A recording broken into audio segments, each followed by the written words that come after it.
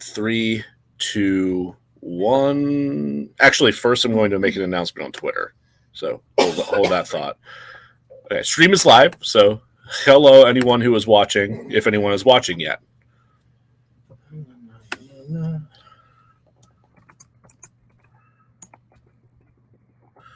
I'm a bad typist. Thank you. Man, I never responded to Steve's message. Or Vince. Either of them. It's just This again.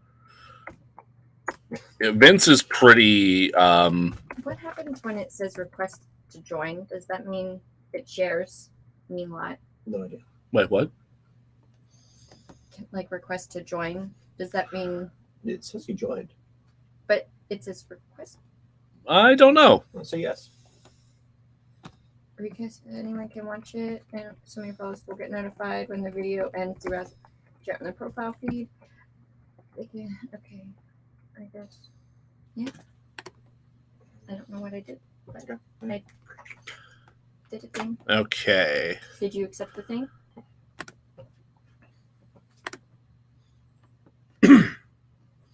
Check, check. Yeah.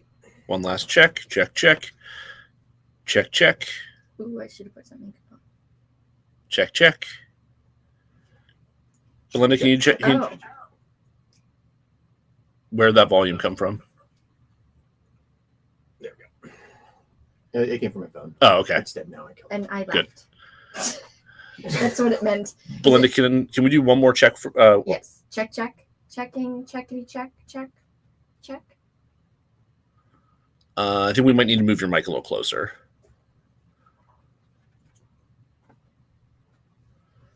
Or I can try to use my outside voice. Just move the mic closer so you feel natural. How much closer? Like you kind of want to be like about like that. Yeah, if we move the pop filter closer to the mic. Yeah, and then you want to be talking into the part of the mic that has like the little like clover looking logo facing toward you. Talk to the clover. Yeah, basically. Talk to the clover. Okay. There we go. Okay, Jack. Talk to the clover. Talk to the clover. Talk to the clover. Fuck that clover. Jack. Sorry. Fuck that clover's feet. Lick that clover's feet. But yeah. Is it weird that I'd be more comfortable fucking than licking a foot? No. No. Mouth versus like genitals. So you're saying is my genitals are a lost cause anyway, so no. Boom! Take that, Jack's junk. No, one you taste and one is just Hey Mel. something you can much easier to wash. Feet, genitals don't have a taste. This is going bad. I'm gonna shut up now. Let's go ahead and start the episode before you Use all the brain cells. yeah, save that half a brain cell. You can join, by the way. You just have to turn your volume down. But when I join, it pops me up there, and I don't want to. Oh, okay. Oh, is that what it does? Yeah, it Yeah, like basically like it like joins split our screen. Oh, okay. Yeah, it like but- combines our viewers. Anyway, Anyway, we all good? We're all recording? we're all good. Recording? We're set. We're ready to go. All right, so we should start right out the gate by saying this is going to be a filthy, dirty boy episode. that's why I'm here. Your community pervert. We rented our community pervert specifically for this episode. We are going to have conversations about boobies and penises and vaginas And butt plugs. and butt plugs. And what they are. And they will all relate to the topic. It's not just us being crass. This will be our crass episode. The crassest. This is the crassest? I think it might outdo What superheroes eat pussy isn't Yeah. the crassest? Yeah. Okay. I think so. Because I don't think I said vagina in that episode. I don't think vagina is a crass word, though. No, you're right. Pussy is definitely That's the more crass. Yeah. The crasser of the. I prefer puss. No, see, the stank you just put on it is the most crass thing you could have done. So now you have surpassed. Christ. Just You outcrassed yourself. Breaking new records here. Just DeRazzled. crassed all over the place. So if you're not comfortable with that, join us next week where we will cover something that is not crass but equally disgusting. I can't guarantee you that what we're covering is not crass, but it will not be. It will not be of such a seriously sexual nature. Yes. Consider this your content warning. Great. There will also be some frank discussion of consent. So Yes, absolutely. there's other things, but especially that. So for our opening, I was going to.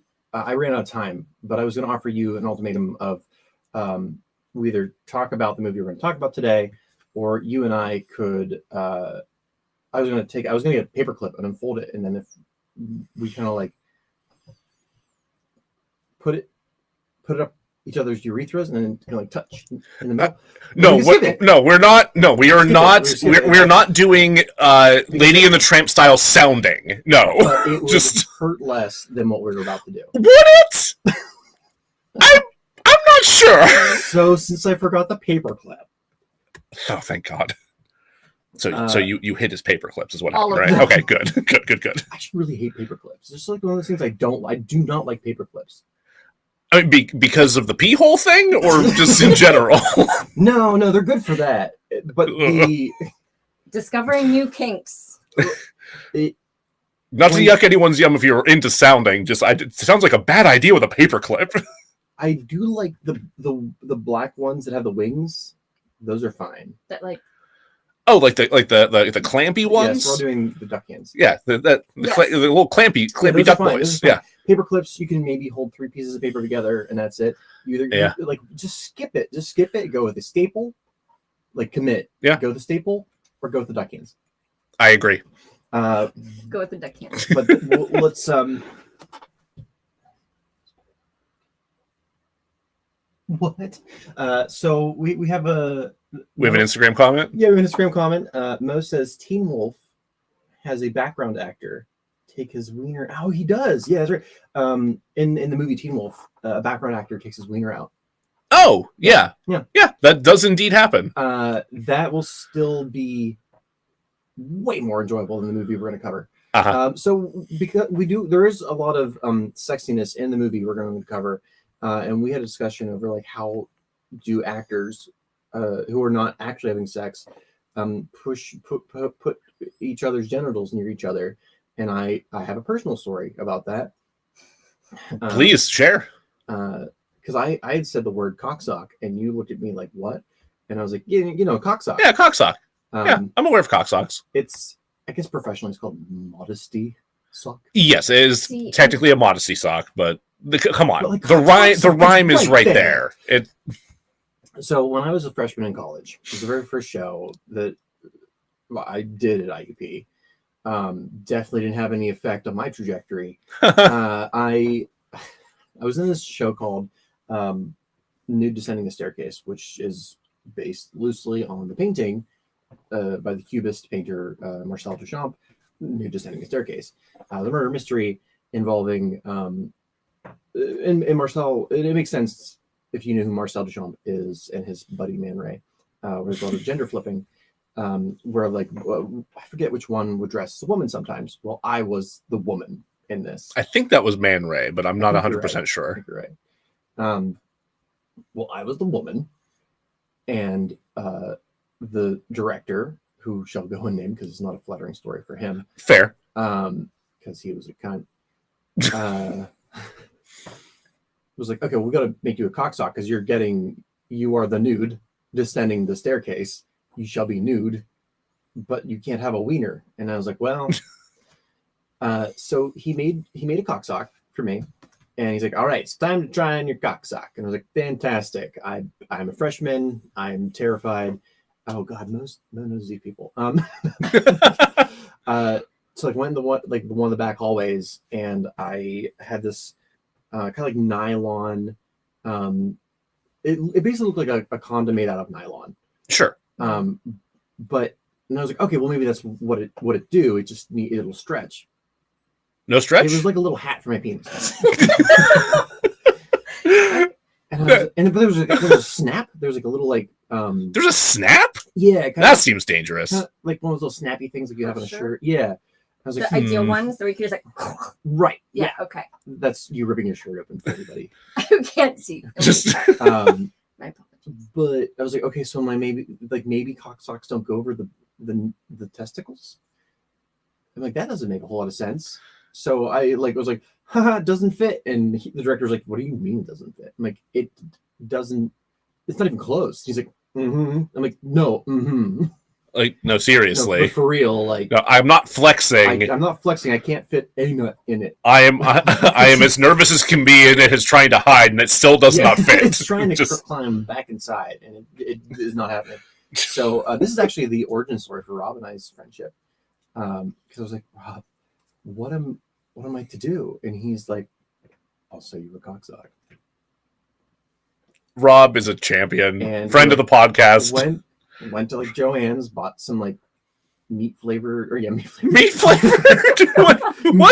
meat colored fabric, flesh toned. Yeah, that's what it said. Meat color. Yeah. Versus, I just pictured like you know, like a sirloin or like a raw piece of beef colored fabric, and I was like, It was like little steak patterns. It was marbled. Yeah. This one's kind of fatty. And he's like, all right, so I'm going to make you 3. Okay, so you have a stockpile. We have baby bear, mama bear, papa bear. Not 3. This isn't like, what if I burst through one? I have 2 backups. And he like gave me baby bear, and I'm like, that's me shaking my head. No. Like, mama bear. No. He's like, all right.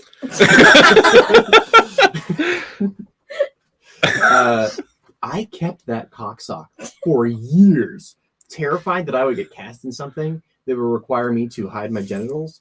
So you wanted to be prepared, so you didn't have to go through all of that again. Right. I finally like got rid of it when I moved over to, I moved to Pittsburgh. I was like, this isn't coming with me. Maybe I don't need this anymore. Which is, I did end up doing a nude scene though. Not long after that. Wait, really? Yeah. Shit. You might have needed it. Forgot about. I just remembered that I did this in a scene in Homemakers where I'm passed out, drunk, and naked, and the scene got cut too. So I'm like, God damn it! You've got to be fucking kidding me. I kind of rolled into a snowball and kind of held it between my thighs, my genitals. Yeah, just a little dick snowball. Yeah. Yeah. So you ever seen my butt? I've seen your butt. No, the audience was only seeing my butt. The camera was seeing my butt. There was another actor in there that was like full ding dong. Oh wow. Yeah, okay. Good for him. Yeah. I just went with a snowball. We didn't get full ding dong in this. We just got. We did get some neck. We'll get there. Okay. We'll get there. BeLinda, you want to make sure you're talking closer to the mic. Sorry. So that's my sexy time actor story, in which I was a woman with my junk in a sock made by my good friend Rob. Thank you, Rob. Shout out to Rob. I hope that someday he gets married so I can do that story at his wedding. Oh my god, that'd be amazing. Somewhat related. So Rob taught us the magic of the VPL during the Cats episode. It's just before I was leaving the house to come here. Becca showed me an ad that she got from Walmart in her Facebook feed that is just straight up like a dude's crotch area wearing shorts as low as you can possibly wear them, and there's just like, it's not even visible penis line, it is just straight up like cock sheathed in gym short combined with like, it's just so low that you've just got full cum gutters going on, just like the degree, like I could see the outline of this penis so thoroughly from across the living room on the screen of her phone. It's for Walmart? For Walmart! Bizarre. Yeah! Okay, Walmart. I hope it was an intern. It's like, you know what? My last day. This is going in there. I can't fucking take it here anymore. I won't. We can't unionize. I'm getting paid for shit. My manager's a piece of garbage. Here we go. This is my swan song. So for our opening, I decided to see if I could find a romance novel name generator. Okay. And I did, but it's specifically like kind of like Pride and Prejudice style. Okay, so you're getting more Jane Austen than E.L. James here. Right. Okay. Just, so when I'm going into welcome to DeRazzled, the podcast that takes award-winning worst films and fixes them. I'm host Graham Bouchamp. And here to suffer alongside me, as always, is also host Marmaduke Walcott. How you doing, folks? You say Marmaduke, and for some reason that's the voice that comes to mind. It was a choice. Today we're joined by professional pervert and silly goose, my partner, goblin girlfriend, Florinda Taps. Oh. Yeah, I'm like, this guy kind of stupid, but then I landed on Florinda Taps. I'm like, I got to use that. Got to say that out loud. Oh God, Is it Florinda? Florinda. It rhymes. It Florinda. does. Florinda, Yeah. BeLinda. Florinda, BeLinda. Never mind. I'm gonna see myself out. All the movies on DeRazzled won worst picture at the Razzies. The Razzies, for those of you who don't know, something reverse Oscar goes. You want to take that one more time? Yeah, dude. Those double stuffs, man, they really gum up the old tongue. All of the movies on DeRazzled won worst picture at the Razzies. The Razzies, for those of you who don't know, are something of a reverse penis. They recognize the worst films of the year. God damn it. Nailed it. With 37 remaining films to pick from, and knowing the sort of sicko BeLinda is, I have chosen to scandalize us with 2015's 50 Shades of Grey. Oh my God. It was really 2015? Yeah. Jesus Christ. Yeah. So, for this episode, you started to reread the book, BeLinda. Yeah, I didn't get very far this time. Joe, I powered through the entire audiobook in 2 days. Well, so it's a 19-hour and 40-minute audiobook. I listened to it starting off at 1.5 times the normal speed, thinking that'll be enough time. I should be able to get through that fast enough. And by the end of it, I was so sick of the experience and wanted to be done that I ended up going as fast as 2.2 times. Audible will let you go as fast as 3.5, which at that point it's just unintelligibly bizarre. Chipmunk fucking. Well, no, the tone was definitely like adjusted, or the pitch was adjusted, so that you never actually got to chipmunks with this, which is the one thing I'm grateful for in that entire experience. So what? I've had no exposure to this prior to oh boy this podcast. Other than like hearing people either be really into it and being I guess I'll say this up front. If this is part of your sexual awakening, I guess I'm sorry, but also I don't mean to offend. Like, I'm not trying to shame you, but there's such better porn in BDSM. There's better outlets to find your way into this world. But if it was your way in, welcome. If you have a family video near you, there's a whole back room that probably has better options. Sometimes you'll find weird parodies. I remember walking into some friends watching the Munsters porn parody. Oh no! Still better than 50 Shades of Grey. I would believe that, actually. It's weird how often, maybe it's a theater people thing, but it's weird how often I would walk into somebody's house, like go to hang out, and they'd just be watching porn parodies. Anyway, yeah. College. So, what was your exposure to before this episode?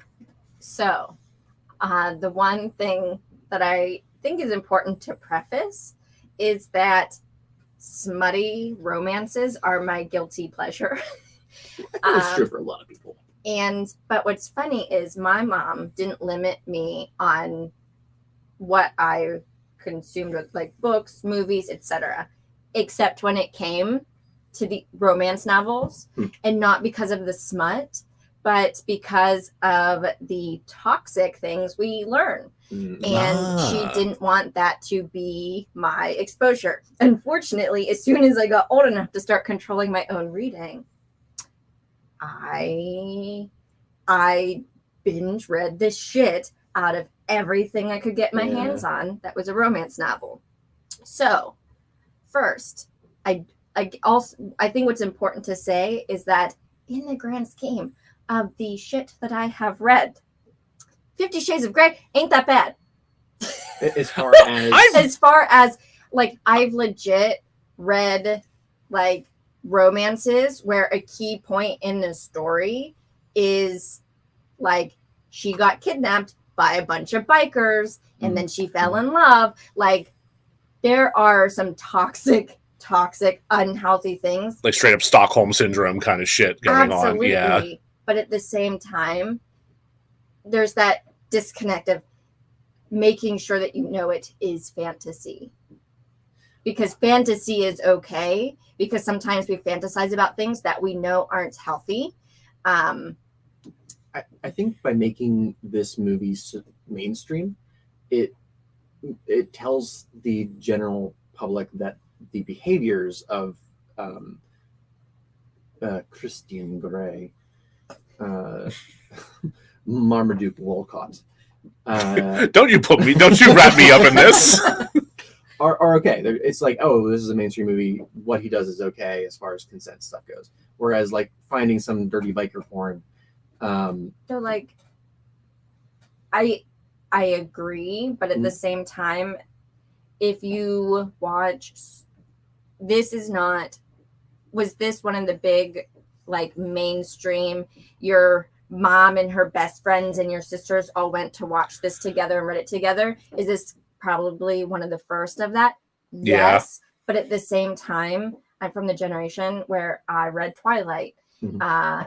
And then you go, like, there are so many really, really bad examples of unhealthy relationships. The difference is this brought in a known taboo, which is kink. Yep.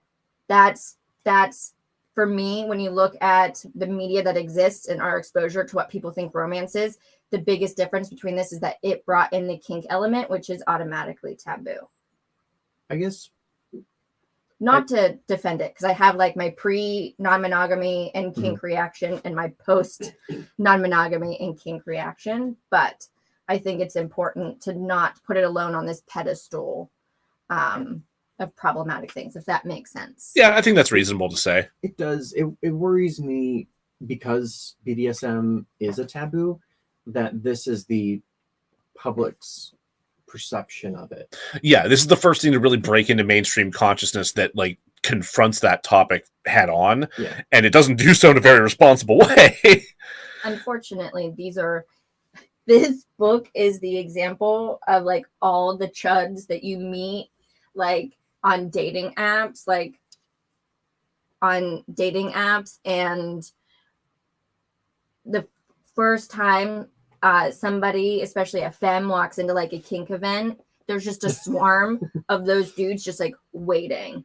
Like, it wasn't so long ago that somebody sent me a message like, I like my woman submissive. And I was like, okay, so like, what does submission look like to you? Never answered my question, would like talk around and be like, hey, darling, how are you? And I was like, so what does submission look like to you? What does submission look like to you? Eventually hand matched me because obviously I was not going to fall into that. He wasn't expecting a quiz, and nor was he prepared for one. No, pop quiz. Joe, what did you know of 50 Shades before? So in my late teens, early 20s, I picked up a number of different books that my sister had actually read before me, specifically the Harry Potter series and the first of the Twilight books. And I distinctly remember picking up the first Twilight book because my sister had recommended it. And at the time I was working at Kennywood, which, if you're not from Pittsburgh, is an amusement park. And some of my coworkers, specifically male coworkers, were like, "Yeah, no, it's actually better than you think it's going to be. Like, give it a shot." So I said, "Okay, fine. I need some summer reading. I don't feel like getting anything heavy. I'll give Twilight a shot. And I got through the first half of the book and was like, you know what? They're right. It's not as bad as it seems. And then I finished the book and I went, fuck off. I hate this. So I had Twilight in my consciousness at the time. And then within a year after having finished it, 50 Shades of Grey came out. So it was on, that subject matter was already on my radar because 50 Shades of Grey started as Twilight fan fiction. Sure, yeah. And also at that time, I was making friends with a bunch of people who happened to be in kink scenes and were, more sexually experienced than I was at the time. And were aware of it, were eager to read it, and then after having read it, were not thrilled. So, which I can't wait to get to that discussion. We have a question from Maurice Charles. Maurice? Mo. So he was asking, or is asking, women have shown up for Twilight and for 50 Shades of Grey. Is there you are now answering for all women everywhere. Is there a consensus on Nymphomaniac, which is a Lars Van Trier film, part 1 and 2? I haven't watched it yet. It's a two-parter? It is a two-parter. Oh. I have watched it. It's been a minute. I very much enjoyed it, but now I'm trying to think back because there are a lot of things that I watch or read that I know are unhealthy, but I enjoy anyway. Sure. So I'm trying to think back to give it more of a critique versus than just saying yeah, it was hot. But there. Have you heard from other friends that you have their opinion on it? Is it just like you, the pervert, has watched the movie about it? It might be just me, the pervert, that's watched it, but I suspect that now. So 50 Shades. That was a bit of a 40, I guess. 50 Shades, I think, is one of the first mainstream acceptable taboos to read and watch. But Nymphomaniac, I think, is still to the point in our sexuality where it's still repressed that nobody wants to admit that they have watched it. I think not even just Nymphomaniac, but Lars Van Trier in general is a little bit more underground than the average movie goer is going to see. I mean, he very often is trying to delve into taboo subjects and pushing envelopes and so on and so forth. He is a true troll. He's a troll. Yeah. Love him or hate him. Yeah, I think we've gotten a fuck Von Trier on the show once or twice here or there. I'm sure. It depends on the movie for me. Yeah. There are movies of his I like. There's other ones I'm like, oh, come on, man. That's one of the reasons I haven't watched Nymphomaniac, because I'm like, is this going to be upsetting? Lars? You want to say you're a descendant of Hitler again? No? Oh, no. He's a little troll. Anyway, yeah, no, what we need to do is get a bunch of our femme friends, sit down and have a 6-hour Nymphomaniac marathon. Yeah. That sounds like a thing that everyone will enjoy. The screams were heard from blocks away. Are we watching? Great. Are we watching? We're not having orgy porgy. I was like, we're hearing screams. Is this something that's happening at the house? I've not seen the movie other than the posters. So I assume it's going to be a lot of uncomfortable. Anyway, let's move on. Hey, before we get to, I already had a lot of really good discussion before we even started the episode. I know, right? Hey, let's talk about where they can find us so they can yell at us for having this episode. Yeah, good point. Yeah, if you want to chide us for having done this thing, you can find us on Twitter, on Instagram, on Facebook. You can email us at DeRazzledPodcast@gmail.com. Also, you can find us on anywhere you can find podcasts. So please find us there, rate and review the show so we pop up in search results more easily so people can discover us, and then also chide us for having done this thing that we're doing. Wonderful. I don't want to do this, but I have to. Let me get through the summary of this fucking movie. Oh, Christ. Okay, here we go. As quickly as I possibly can. Just for some context, 50 Shades of Grey was birthed into this world by a horny Twilight fanfiction written by first-time author and almost definitely a horse girl, Snow Queen's Ice Dragon. Oh, is that like That was her? her first pen name. Okay. Or is it E.L. James, which we discovered was Electric Labia James. Thank you, interns, for finding that first. And yes, interns. or The penguin behind you. Or it's butts that nobody can see up on the shelf. Butt would be appropriate for this episode. Yeah, honestly. But also, it's Erica Mitchell's. But also, Anyway, somehow out of the endless stream of free and near free smut that exists online, this is the one that Universal Pictures turned into a trilogy. You look at me in the eye and you tell me there's a God. You look me in the eye, Kirk Cameron, and you tell me after having experienced this. Oh God, can you imagine sitting through this movie with him? Oh God, Anastasia, Anna Steele's shitty roommate friend has a flu, so she sends Anastasia in her place as sacrifice. The 20-year-old lit major, who is not a journalism major, no, interviews rich 27-year-old entrepreneur dickhead Christian Steele. They both have names that I hate to say. his name is not Christian Steele; it is Christian Grey. Yeah. She got you there. Well, here's what it is. I went to school with Chris Steele. Oh, really? So this is gonna be rough. It's gonna be rough for you today. Who was not a dickhead. Okay, good. I'm glad. He was very sweet. I'm glad that Chris Steele is not a dickhead. So we apologize to Chris Steele. Sorry, Christian Grey. Thank you. He's a dickhead who belittles her. She's into it. Later, normal guy Christian stalks his prey to her place of work, where he purchases various bondage accoutrements. Not that she realizes that. Not that she realizes that, because she's an idiot. And thinks he's gonna murder her. She does make a serial killer joke. Yeah. Well, it's either he's in the kink or he's going to kill a person. Those are the two options based upon what he bought. I'm suddenly having a Always Sunny in Philadelphia flashback to Dennis just shouting about needing his tools, Right. and he has ropes and ties and clamps and stuff in his trunk. Right. Bondage. No, he's absolutely a killer. Yeah, he's definitely a serial killer. Anna says her shitty roommate would like some pics for her article. Business entrepreneur Christian apparently has a lot of free time to hang out with undergrads and says yes. It's his favorite pastime.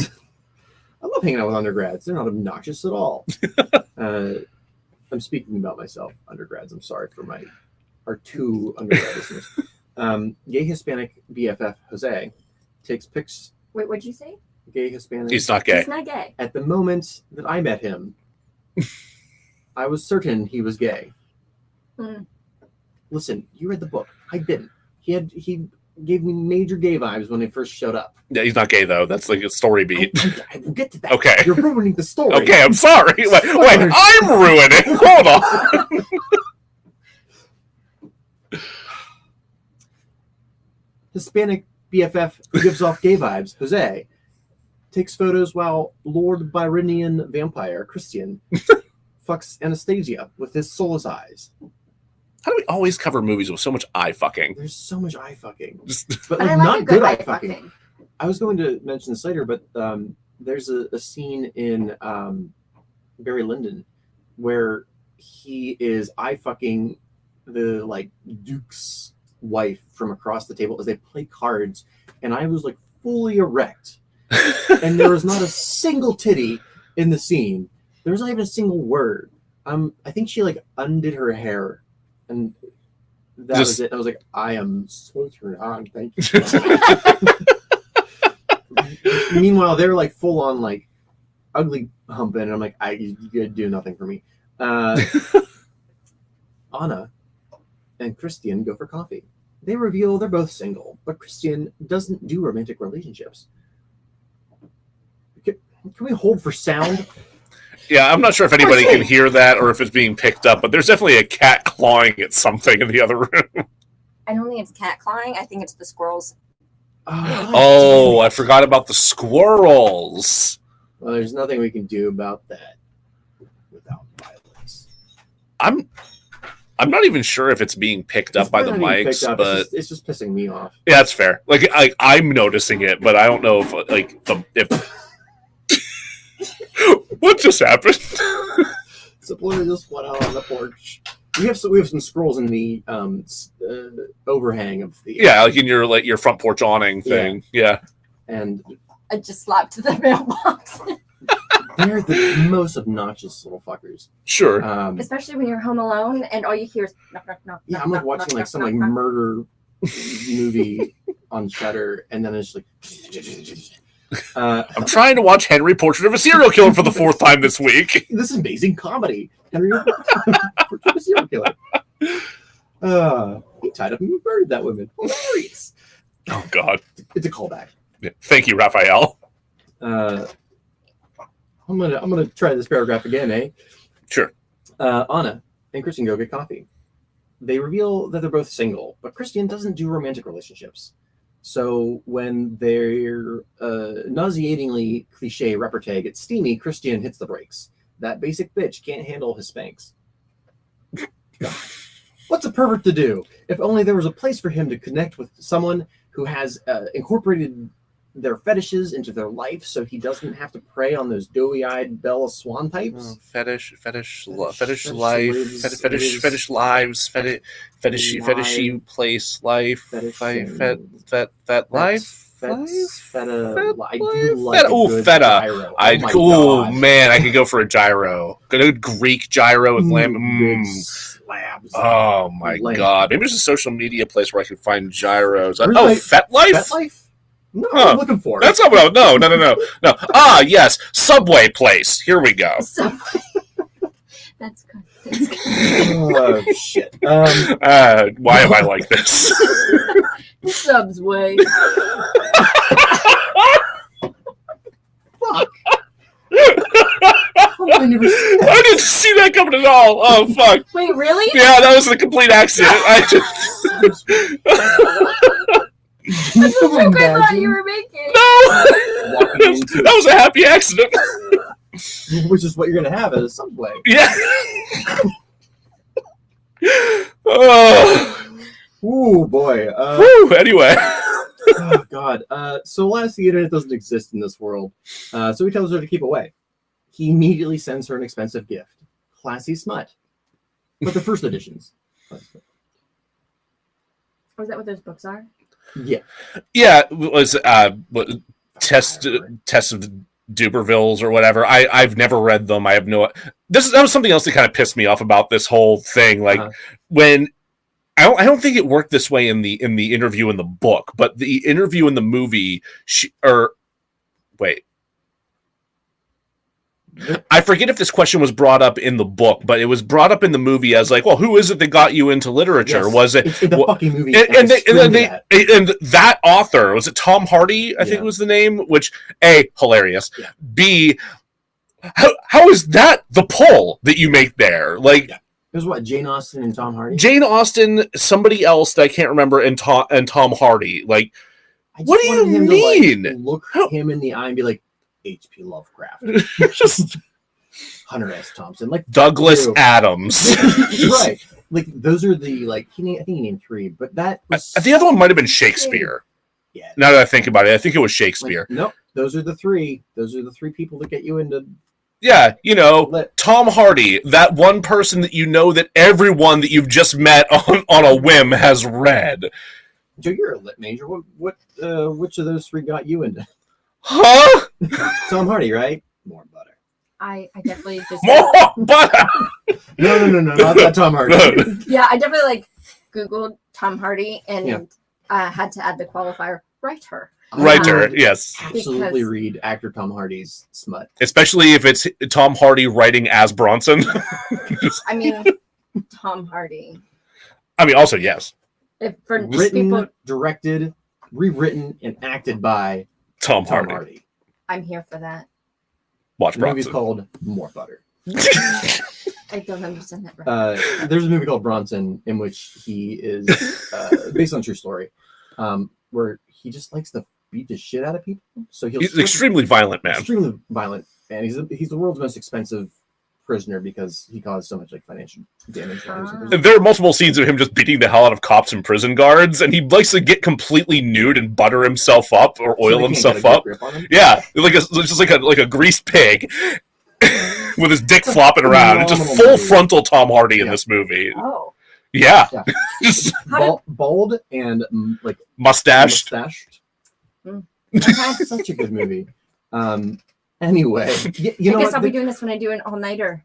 There you go. I like put a list of there are a bunch of movies behind me that like Google suggested for BDSM, and I forgot to put Bronson. Not thinking. Do you own it? Yeah. Oh yeah. Cool. That's how we watched it. I think a few years ago. It's like whenever I first moved in with Nate Fessler, we watched Drive, which is Nicholas Winding Refn, and then whenever we hung out, Bronson. It's a different Nicholas Winding Refn film. Yeah. For roommate, I guess we'll watch Bronson. God damn it! Let's get through this. Yes. Holy shit! Fuck this movie. God damn it! Rightfully confused by this mixed message, Anna goes out with her shitty roommate and Jose, who's not gay, but I think he is. Anna drunk dials Christian, the guy she sort of went on a single date with. He becomes overprotective and possessive of this girl who has only been able to drink legally for less than a year. Yep. It's cool though, because if he wasn't stalking Anna, then Jose, the only person of color in this film, would have gotten super molesty. Yep. Pause.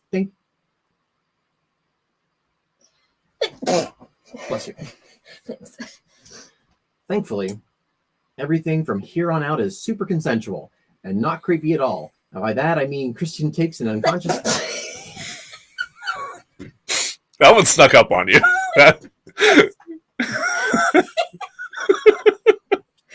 Oh.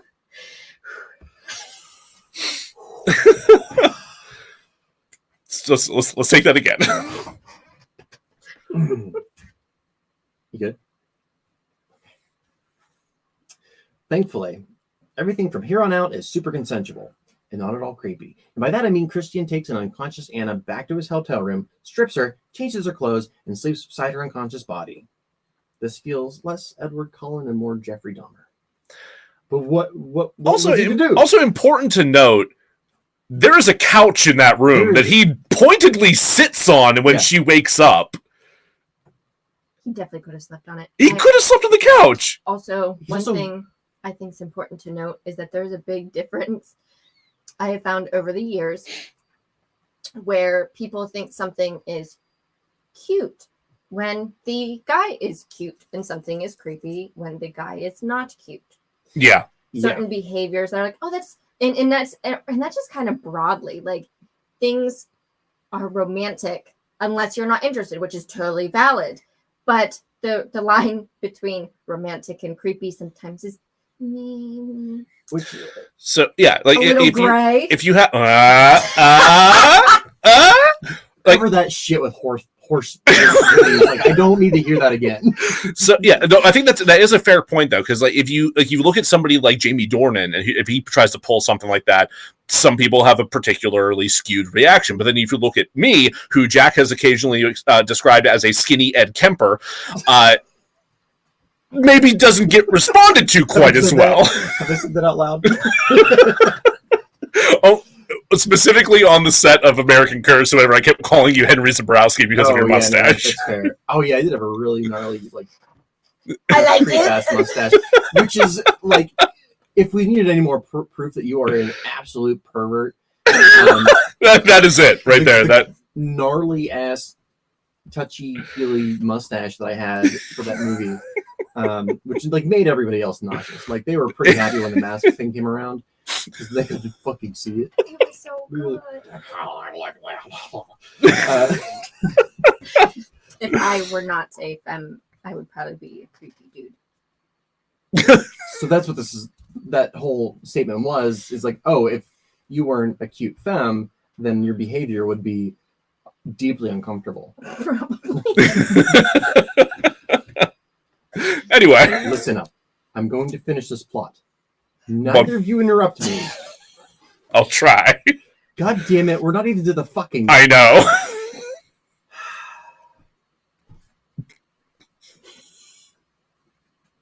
But what's a Jeffrey Dahmer to do? She had puke on her. She couldn't just sleep in her underwear. What is she, a peasant? Or a college student? Oh, yeah. Christian gives her... Christian gives her shit about drinking, then tells her that he'd like to fuck her, but definitely not make love because making love's for pussies. He wants this, but he won't touch her until she signs this lengthy I'm just kidding. They make out in the elevator. They go on another date in a helicopter. She signs an NDA. She gets spanking. They discuss a second contract before Christian absconds with her virginity.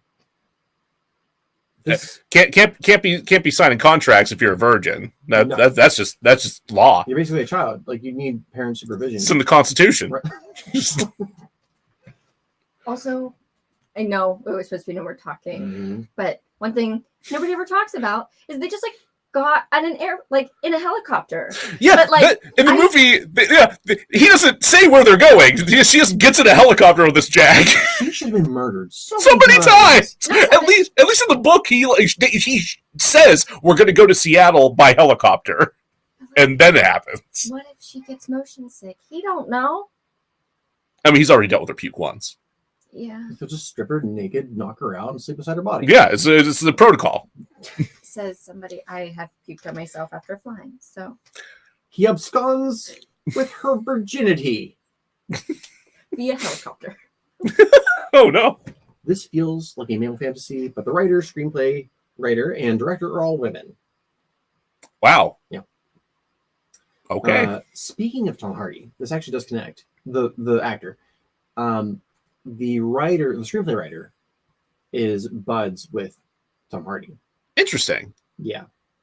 And there's like, I forget what she's written recently, but it involves Tom Hardy. Because I like looked at her writing credits and I was like, why the fuck are you writing stuff that's not complete garbage? Because she's like written some stuff that I'm like, oh, it's all right. But it's all stuff with Tom Hardy. I mean, cool. Yeah. Anyway, Christian reveals that he has fuck me. Christian reveals that he was statutorily raped by his mother's friend when he was 15. Yep. He was a sub. They're still friends. It's cool. It's not uncomfortable really or weird or a problem at all. Anna makes a snide remark about it later because she's jealous of Christian's rapist. Yep, cool. I assume this is revolved in one of the shitty sequels and or the book. I'll never know. I don't care. Anna gets a bunch of gifts, one of which is a new car. This is at the expense of Christian selling her old car without her knowledge. Sure, that had been a gift from her stepdad, but she has a new daddy now. One that definitely isn't a narcissist, who's isolating her from her friends and family and doesn't throw a little shit fit when Anna goes to visit her mother, and definitely doesn't fly to Florida to interrupt and dominate Bella's time and her mom. Well, that came wrong. Totally normal behavior, but I'm getting ahead of myself. We get one good scene where Anna and Christian discuss the contract. Both actors balance the tense scene with tongue-in-cheek coyness and humor. Where's the rest of that fucking movie? Oh, is this the business meeting scene? Yeah, that's legitimately a good scene. I like that. Would watch that scene again. It just was that scene. Also the hottest scene and involved no titties Yeah, I was None. like, and no All mons right. pubis. I kind of want to see these people fucking. Christian speaks at Anna's school, asking her about the contract as she crosses the stage with her diploma. You know, that thing that you do in front of people. This is going to make for awkward viewing of those home movies later. Yeah. Hey, honey, what were you and Christian talking about for so long on the stage there? I'm thinking more like rando person Jennifer's, who like was walking behind Anna. Yeah. It was like, yeah, there's a weird moment. I overheard some shit. At this point, I'm a little fuzzy on the details. / I got bored. / I truly could not be bothered to give a fuck about this idiotic plot. Of all the movies we've watched, or I've rewatched for this podcast, I couldn't suffer through this one again. Really? Oh, wow. I I think could that's not- only happened one other time. Was it Cats? No, I you definitely the rewatched shit out of Cats. Cats. Yeah. I think I watched that one like 3 times. Wait, was it Saving Christmas? I It's not important. I skipped around though. I didn't watch it straight through. I think you're right.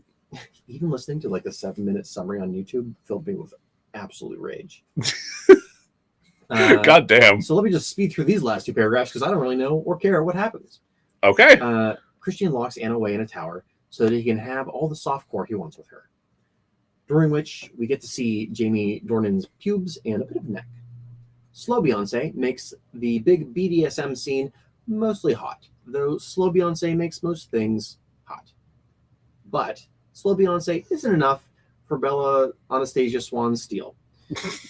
There's got to be a derpy, like, oh yeah, I made a note to myself, like, look up derpy name generator to see if stupid romance names exist. There we go. Thanks, Jack, from the past. We'll always have Marmaduke Walcott because of you. And Florinda Taps. Anna wants Christian to be an open, loving boyfriend. Apparently, she and I haven't been watching the same fucking movie because that shit was never in the cards. Toots. If only she'd said that from the get-go. Huh. Or sorry, only if he'd said that from the get-go. Maybe perhaps when they are having coffee, discussing what they're looking for in a relationship. Yeah, that seems vaguely familiar. Anna is mad because Christian wants to hurt her / is into BDSM / wants to give her the spanks. She demands the spanks. He do a spanking. She mad. She got a spanked. She leaves. The elevator closes in Christian's face. I feel like this was supposed to be powerful, but it was fucking ridiculous, and these two idiots really do belong together. For if no other reason than it prevents somebody else from accidentally dating one of these toxic fucks. Fuck this movie. Fuck it. Fuck it. Fuck the fucking dialogue. It farted the fuck out. Fuck you, EL. Fuck your fucking fucks. Fuck you. The end. It's weird that you got like a verbatim reading of the post-credit scene in there, but like... Do we have an Instagram comment? I think there's a little bit of a lag because I looked over and I saw the words "bless you" and I was like, "Oh no, bless you!" And I was like, "Oh wait, BeLinda sneezed." BeLinda sneezed like 20 minutes ago.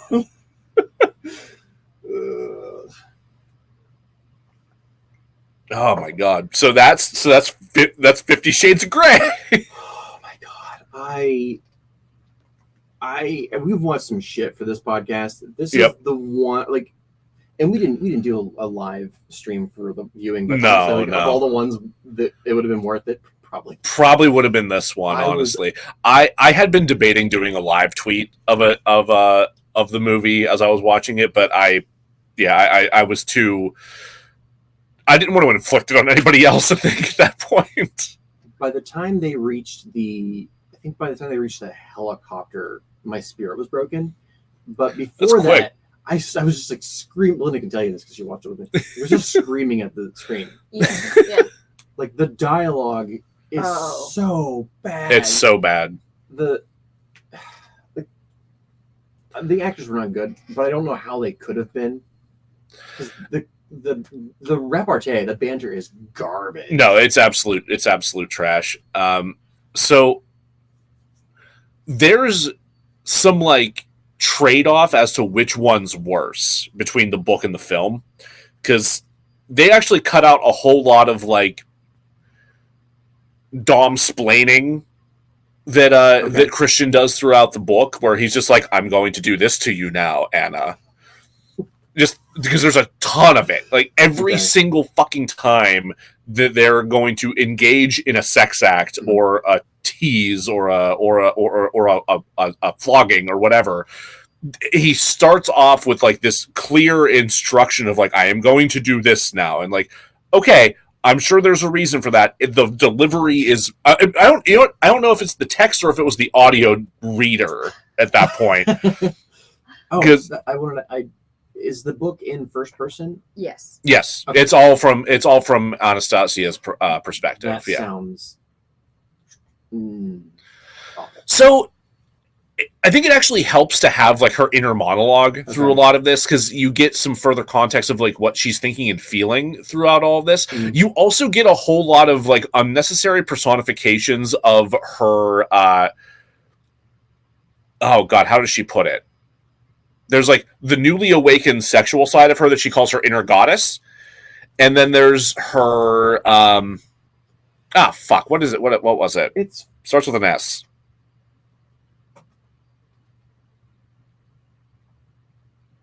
This is going to drive me up a wall. Give me 1 second.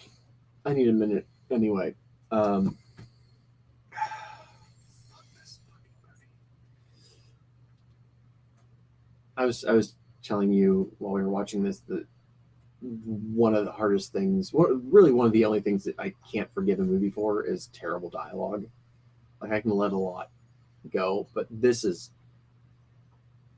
oh God, there was better dialogue in Saving Christmas.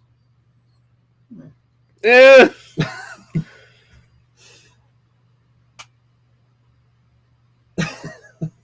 No, I don't want to repeat that. What? The Saving Christmas thing. Oh, no. Mm-mm. Damn it, why am I not...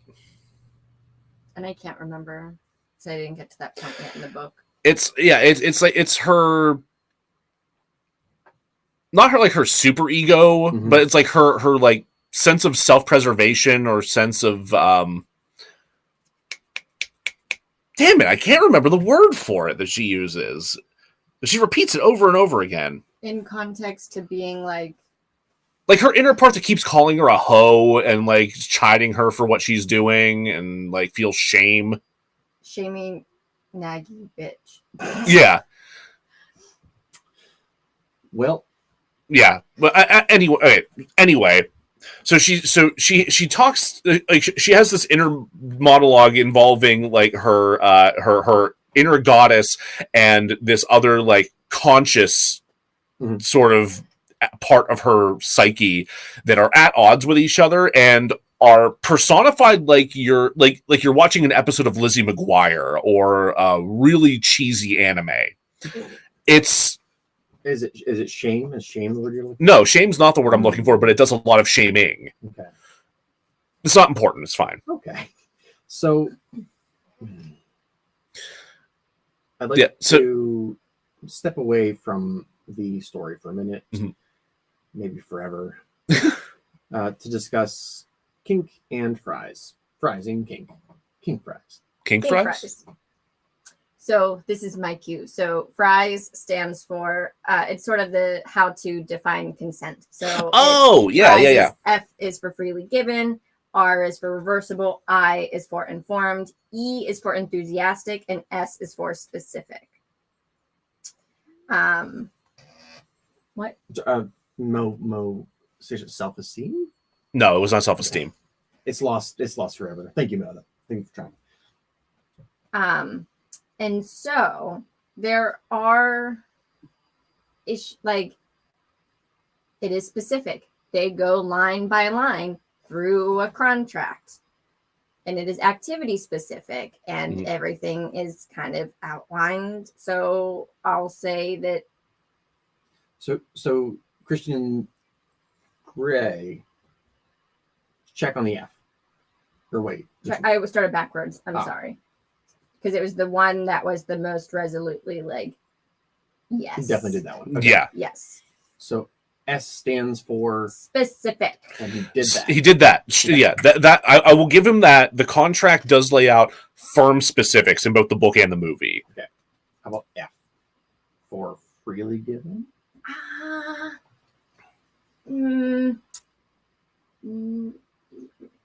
So on the surface, yes. However, when you start looking at the actions of the car, the books, the holding himself, the wealth, the plane rides, it kind of is it becomes somewhat coercive in a way because it's all these bells and whistles and she's just this humble girl who just finished college, has never had a boyfriend, lost her virginity. So like, while consent is freely given, it's given with this like so no, it's not, because it's this ultimatum of, well, you can have me, because I think he actually says that in the movie, like what you get out of this and is like, me. Which is what he says in the books too. Yeah. So it's like, so, but yet there's, so we'll go with a no. Reversible. Oh wait, I think it starts off consensual for the sex acts, but like everything else surrounding it. Yeah, like you brought up the books, you brought up the car. There's also the computer. In the books, there's a BlackBerry later on that she's given. There's all these other aspects of what he does that were not consented to. His intruding on her visit with her mom, Pissed me off. the upgrading her flight to first class, like so on, like all this stuff that's like seems like a nice gesture, but it's like she didn't fucking ask you to do that. Right. Just Showing up to her work when she never mentioned where she worked. whenever you're not involved at that point. Shows up to the restaurant or the bar. Oh yeah. Yeah, tracking her fucking location on her phone to like come to the bar there. Yeah, just Like earlier in the story, I'm like, this is really obviously he's a creep. Like, how are people into this? I'm into a lot of things that I wouldn't want to happen in real life. sure. Which brings me to a movie that I watched to kind of pad this experience called Belle de Jour, which is, I think it's from the late 60s. And in it, it's about a woman of some wealth who isn't getting the kind of sexual satisfaction she wants from her marriage. And the movie actually starts with her like in a horse-drawn carriage with her husband, and the coach drivers take her aside and basically like whip her, give her a spanking, and then like have their way with her. Yeah. But it's very clear. It's Louis Buñuel who did it, who's known for his like surreal work, specifically in Tune on the Loo with Salvador Dali. Right. Yeah.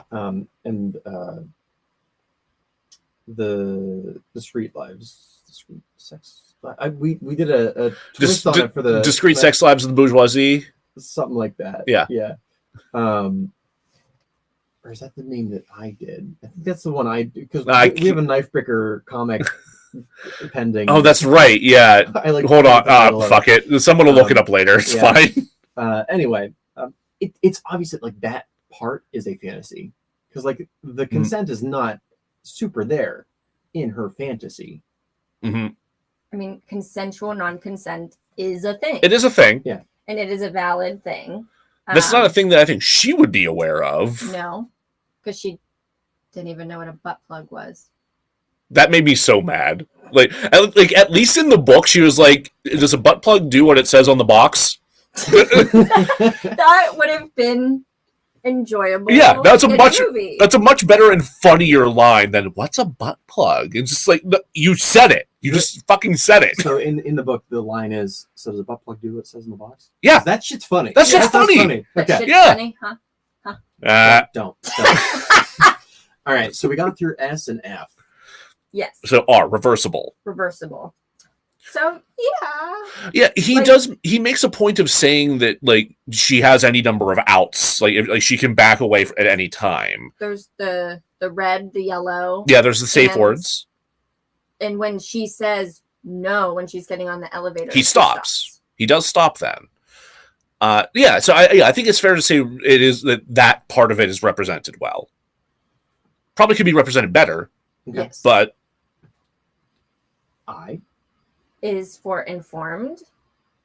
And yes and no. He makes the effort of the contract, talking through things. And both in the, they took out the dom-splaining that you mentioned in the book. But I think that was still there. I think the issue comes in that they're beyond the regular power imbalance of dominance and submission is this fact that she legit probably there's a good chance that he was her first kiss, not just the guy she lost her virginity to. She does specify that she had kissed other people. Okay. But never done anything else. Like nothing beyond kissing. And so even, I'll retract, and so had only other kissed people. That's a big gap.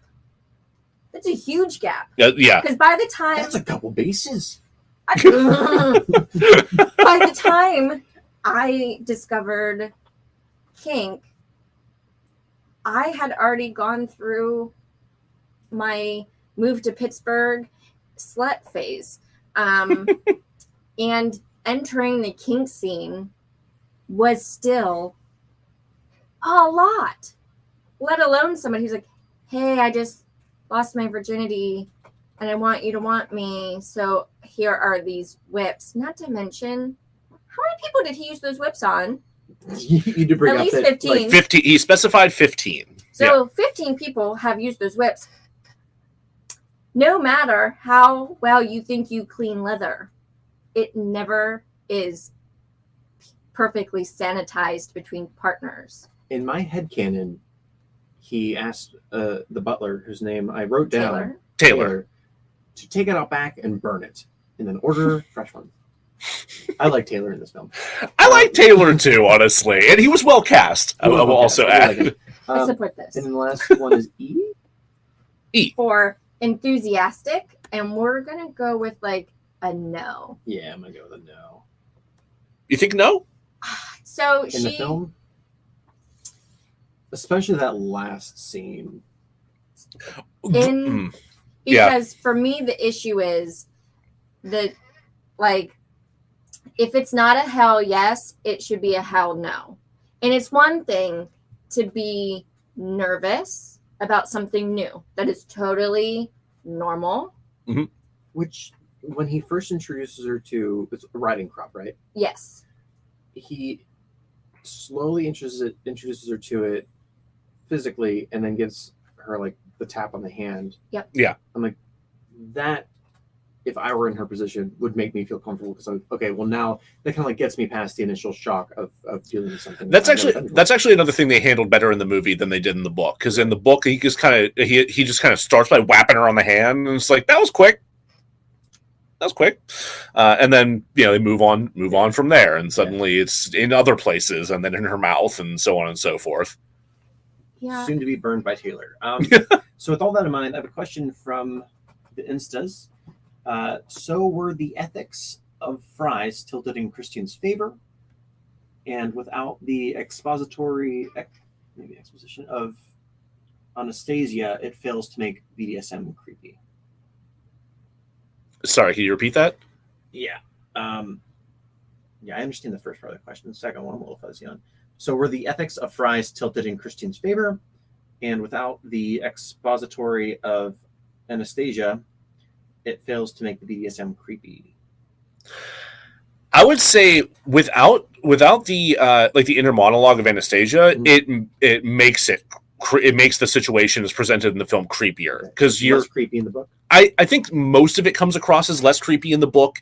I mean, not uncreepy, or maybe creepy is maybe not even the word for it, honestly. Word for me is just like red flag. It's kind of, I mean, the word of our generation, problematic, is in its own ways problematic, because it is skirting the lines of consent, and it is, fuck this, god damn it, I hate that I'm saying this, but it's pushing into gray areas and so on and so forth. I think I felt my brain do a backflip.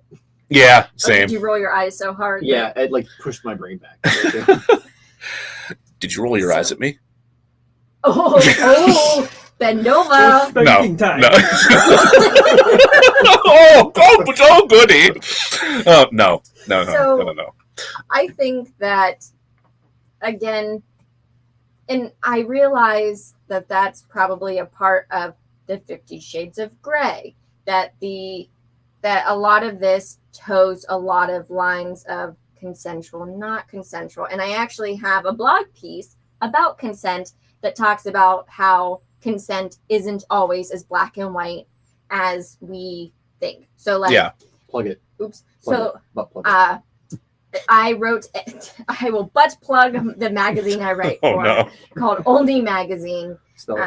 OLNEY.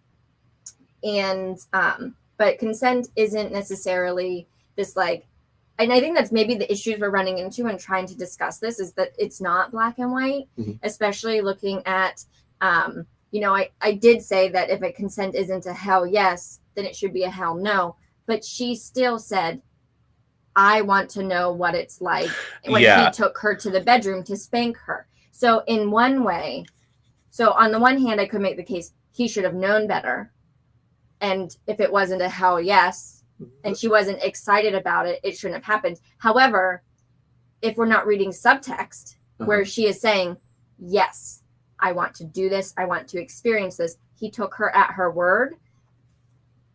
To me, it's like legal versus ethical. Like if I was in his shoes and I was like, legally, the words gave me a yes, but ethically, I'm a human person who understands human emotions, and everything about the scene says this is not good. She is in a bad place emotionally. We should not be partaking of something that could make it worse. And that, I feel like, is where a lot of the big problems with this come into play, is because they're coming from such different places emotionally and sexually that you have a clash. You have a conflict inherent in what's happening there. And I think his refusal to open up and her naivete toward what he's capable of kind of make things worse than they really should be. Yeah. You know, And they really cross sorry. Okay. They cross the power dynamic line. I think I started saying this earlier, in more than just the sexual, like the dom and sub relationship. Yeah. She's in college. He runs a multi-million, if not kind of hinted at $billion enterprise where she just finished she just is in the process of finishing her undergrad. And as a person who holds degrees in literature, that's not lucrative. Yeah. Just... And so the money, and then you add in his experience, his access to resources. And one thing that hit me while I had started reading the book was the best friend in the book started getting nervous about him. That's something else that's completely lost in the movie, is that Kate is so much more protective. So she's not a shitty roommate? No. Okay, she's actually a shitty roommate. She's a good friend. I mean, she's shitty in some ways, but she does a lot more to be a better friend to Anastasia, and does actually like confront Christian at points and tries to push back on him. But unfortunately, all that does is it pushes them closer together. It pushes them closer together. Yeah, it eggs them. It eggs them on in some ways, and isolates her further. Yeah. So keep in mind, if you're trying to confront your friend's abuser, I get it. It's hard, but all you end up doing is potentially isolating them from you. Yeah. I'm sure we've all experienced that at some point. This is a really good conversation. I want to move on to the production real quick. Well, we should probably talk stats, shouldn't we? Or do we? Or I'm seeing stats for Act 2. Stats for Act 2. Okay. Yeah, I want to talk a little bit about the production, then we'll take a break. Mo, I'll get to your question in Act 2. So this movie had a budget of $40 million, which is not bad. That's not bad. Yeah, I mean, in 2015, that's. Most expensive thing was probably the helicopter. It was the helicopter and the weird plane. The glider plane, yeah. It took home, its box office was $569.7 million. Nice. Except not. But not. There's a reason we got 2 more shitty movies. Oh yeah. Yeah, no, I'm not surprised this made money just hand over penis. Just I say that. Hand over fisting. No, there was explicitly. I concede that. We'll give you a couple little factoids. Director Sam Taylor Johnson did not return for the second 2 movies because she couldn't fucking stand dealing with E.L. James. Oh, yeah, really? While making the first movie, E.L. James basically like walked around like a rock star. Like she had her own little entourage, her own little video village, her own little like producers. She would not allow any changes to the script. It reminded me a lot of like, so in theater, the playwright is kind of God, right? Sure. It's reverse of film. Where the director is. So like the playwright's like, if you if he doesn't want your, if they don't want you to change like an and or an is, you have to abide by that. Sure. Whereas in film, like your script ain't shit. Like the actors will change it on. We're gonna get rewrites every day. Yeah. Just she would not allow it, including the itses and the andses and the commas. And the holy cows and the oh my's and the. So she fought for this dialogue, is what she you're fought saying. Yeah, that's what I was and like. by fought for this dialogue, we mean lack of it. Yes. Some of the actors we could have had.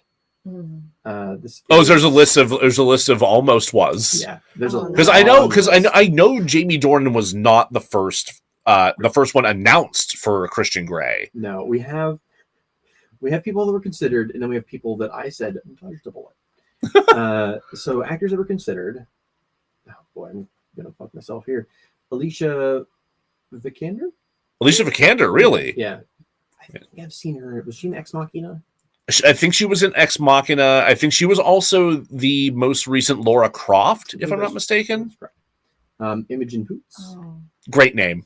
Always have loved that name. What is it? Imogen Poots. I just watched her in Vivarium. Not familiar with it. It's fucking weird, but I enjoyed it. Nice. Elizabeth Olsen?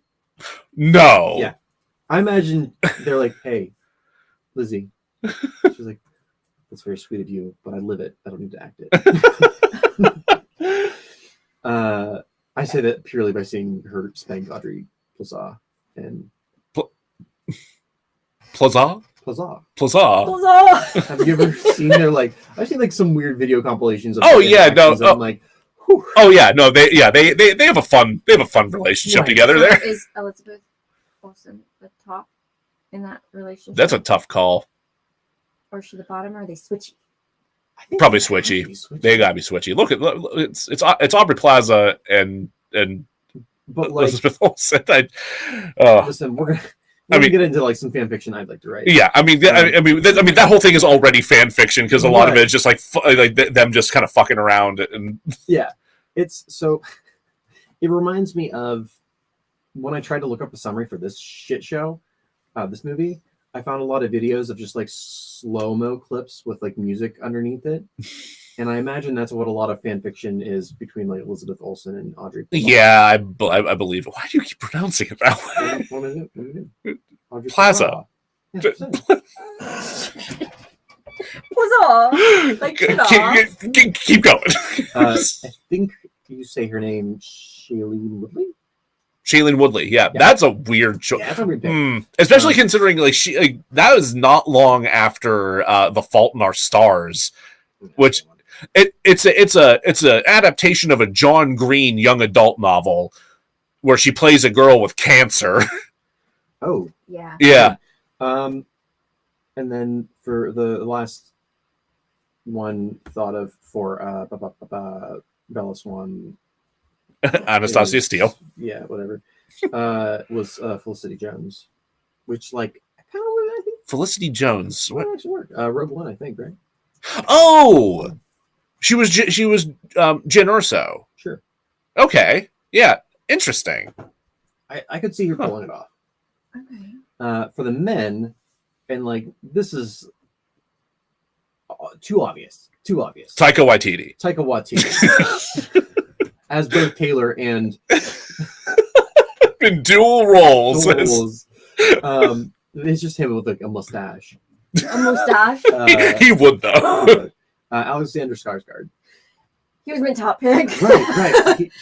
I mean, given his performance in True Blood, I get it. Right. Yeah. Yeah, like when I wrote down like who my people were, he was it. But just Alexander Skarsgård. Big little guys, big little lies.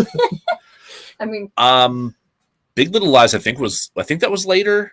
Okay. Yeah, which also had Shailene Woodley. It did, yeah. But that was like one of the first times I saw her as like playing an adult type role. Yeah. And it came out in 2017. There's a bunch of other. Okay, so like because his character in that is uncomfortable. Yes. Yes, very. I would not want to see him follow that immediately with this garbage. So a couple actors I'm not super familiar with. Theo Jones. I feel like I know him from something, but I'm drawing a blank. Francois Ahmad. I don't know him. Scott Eastwood, which is an interesting pick. What was Yeah. that? Scott Eastwood. Like Clint Eastwood's son? Correct. Yeah. I think I've seen him in something. It wasn't bad. Luke Okay. Bracey and Billy Magnuson. Yeah. I'm pretty sure that's the name. So these are What actors was that the last one? Billy Magnuson. so these are actors that were like offered the role and were like, Nah. uh, Good on you, Alexander Skarsgård. well, no. Those are actors that were on the short list. These actors I'm about to say now were offered, and they're like, no. Oh, okay. Emilia Clarke was like, Emilia Clarke. She was my. Yeah. Alex Skarsgård with Emilia Clarke were my two that I. She said That- nudity. Oh. Well, yeah, because after Game of Thrones season 1, she was like, "No, we're not doing that again." Yeah, no, I completely get it. Yeah. Ryan Gosling was like, no. Oh my God, yeah. I would like to have been there the moment he read that email or got the call from his agent. Hey guys, check this out. Yeah. Because like that's post Drive. I think it's also post the other guys. Like he had moved on from that. Oh yeah. aspect of his career. No. I actually think this guy would have been good. Garrett Hedlund. Garrett Hedlund. What do I recognize that name from? He was in, I think, On the Road and Tron Legacy. Oh, okay. I know now. I know who you're talking about. And then the man who was cast and then had giant finger quotes scheduling conflicts was Charlie Hunnam. Yeah, that's right. I remember that. That would have been. He went pretty far into like signing it, but I guess he had initially given some feedback on the script. And E.L. James said no. E.L. James and I feel bad that I can't remember the screenplay writer's name. I think it's Kelly something. But they were both like, we appreciate your feedback, but we have an egomaniac over there. You may recognize her as electric clitoris. So, No, hold on. That's not the right. so we could have got Charlie Hunnam. We could have got Charlie Hunnam. Yeah. I think Charlie Hunnam was the one that recommended Dakota Johnson. Audition, at least. Interesting. A couple of other real quick facts. When shooting sex scenes, the leading stars would giggle. Yeah. That I'm not surprised. How could you not? Yeah. And sometimes you giggle during sex anyway. Yeah. Funny sounds happen. Yeah. That's something that a lot of people don't want to recognize. Is sex is an inherently funny thing. It's just. Sometimes it's funny. Yeah. Most of the time it's awkward, even when it feels good. Yeah. Sometimes air comes out of a place, and then you just can't help but laugh. Jamie Dornan expressed willingness to do fully nude scenes. What the fuck? Yeah, he's like, if it makes sense narratively to do so, I will do it. And I guess they were just like, no, we got enough of your neck. That made me so angry. So a little bit of neck dick? No, yeah, because it was a fucking tease. So you guys watched the theatrical cut. I watched the unrated version. Yeah. And literally the only differences in terms of nudity is that there's just more of Dakota Johnson's boobs. Yeah. That's it. You still get that little bit of like, there's a little hint of a shaft and then it's gone. That's it. No, show that man's dick. Like, they make such a huge deal in the book about how fucking huge Christian Gray's fucking hog is. It's unrated. It's not in theaters. It's not in theaters. You have to go and the dick. Show the dick. It's not like we've never seen a dick in a film before. Seriously. Did I ever tell you about the time I got earlier? We just talked about Bronson. I got in a fight with a boy I was dating my freshman year of college about how mad I got that you could watch it. Not that I don't like seeing boobs, but I get mad that you only see boobs in movies. You never see dick. And he was like, well, that's because I'm like, no. There's no quantifying this. it's not fair. It's not fair. And then he got real mad because around the time, I think The Watchmen came out, and there was a bunch of blue dick. Big blue dick. Big blue floppy And dick. I was like, at least there's a. I was like, it was a movie that took a lot of years off of my life because it was so long. Yes. But at least there was dick. In one scene, there were like 6 of them. Oh yeah. Oh. The very first time I heard about The Watchmen, the book, right? Didn't know anything about it. Found it as a teenager on a bookshelf at Barnes and Nobles. Or no, I think it was like Walden Books then, R.I.P. I opened it up, and the very first page I opened it to is a 6-on-1 Dr. Manhattan Silk Spectre orgy scene. Hell yeah. This is not what I expected as a child. Mommy, what's that? Go to your room. We're at the mall. Walk home. I guess I'm going to read Batman. But no, so you brought up Emilia Clarke. So this is post Game of Thrones that this is being made. Game of Thrones season 1 has a bunch of dicks in it. Oh, not nearly as much as there are boobs, or even vulvas. So it was HBO. It was HBO. But there's still a world where they are readily aware that people responded well to visible dick on screen. Unless you're that shit heel that you dated. Well, there's no accounting for taste. But a couple quick factoids. You gotta speed this up because we have 2 more acts. It's fine. I'm gonna edit things. What the hell was that? I have a dentist appointment tomorrow morning. Oh, gotcha. Dakota Johnson had a thong glued to her while shooting 50 Shades Freed. That's a stupid name for a movie. That's the last one, I think, isn't it? I think it's 50 Shades of Grey, 50 Shades Darker, 50 Shades Freed. I hate that I know this. That is a stupid fucking name. Yep. I assume it's for all of them, but here's a quote from her. They're basically, if it were nipple pasties but underwear, but it's only sticky at the top. It's not sticky the whole way. It would also come off because the adhesive would wear off. So then they would super glue it to my body so it wouldn't fall off. Ow. Ow. Yeah. I think ow is the word. Just I hate it. Another quote from Dakota Johnson. In this this is something I'll talk about later. Jamie mostly had an advisor that was on set for the first film. This is an advisor for sex scenes. Okay, like a sensitivity advisor or intimacy advisor. Intimacy advisor, sex choreographer, that kind of position. Because the very first thing I looked up was there an advisor for proper BDSM kink? Sure. And was there an advisor for sex choreography? I'm guessing there was one of the two. On the first movie, there were both. Oh, okay. Here's the rest of the quote. Then we just had people who specialize in knowing how things work, like how to use the tools and the toys. She adds, there was a certain method. It's very intricate, and the details are really important. So they had, on the first movie, they had somebody there that talked them through it, choreographed it. On the second one, they just kind of figured it out themselves. Okay. Which is but that's still just kind of going through the motions of the actual sex acts or the scenes themselves. That's not coaching on the the rest of what comes along with BDSM. Correct. It's not a great place to stop, but hey, we're gonna take a quick break. When we come back, we'll talk about the many Razzies this movie won and what worked and didn't work.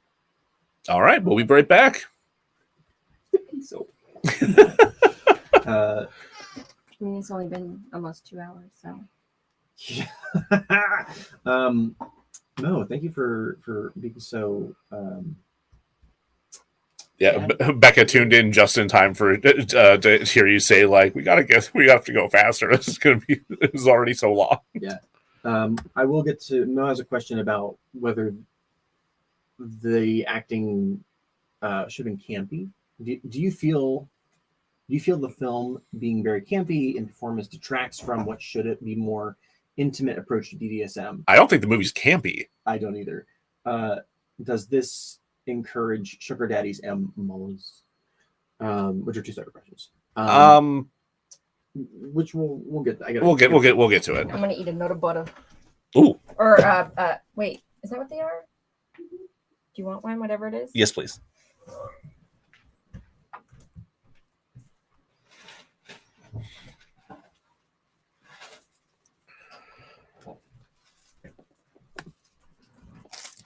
They're these things. Oh, yeah. No, these are delicious. Becca just commented, I'm so glad I tuned in just in time to hear Joe yell about how there wasn't enough dick in this movie for the second time today. Because I did yell about this when I got home from work.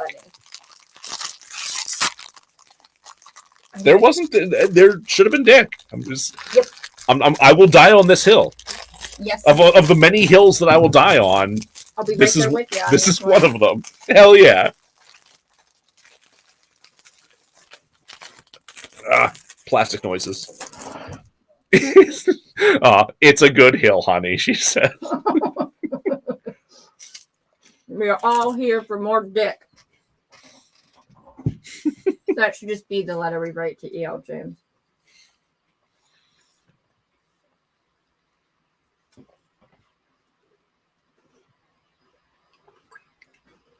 I don't understand how you take something that is both sexy and taboo and make it so boring and make it so tedious and frustrating.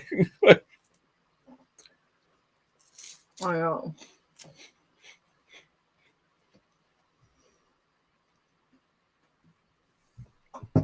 Also, the book so overuses the phrase 50 Shades. Yes. One thing, when I started reading it, he quotes Carnegie in it, in like the first chapter. Wait, say that again? Andrew Carnegie is quoted in 50 Shades in the very first chapter. Yep. That okay. Well, I'm gonna need to hear about that in a minute. I forgot about that.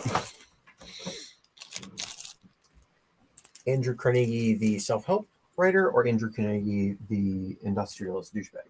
Industrialist douchebag. Yeah.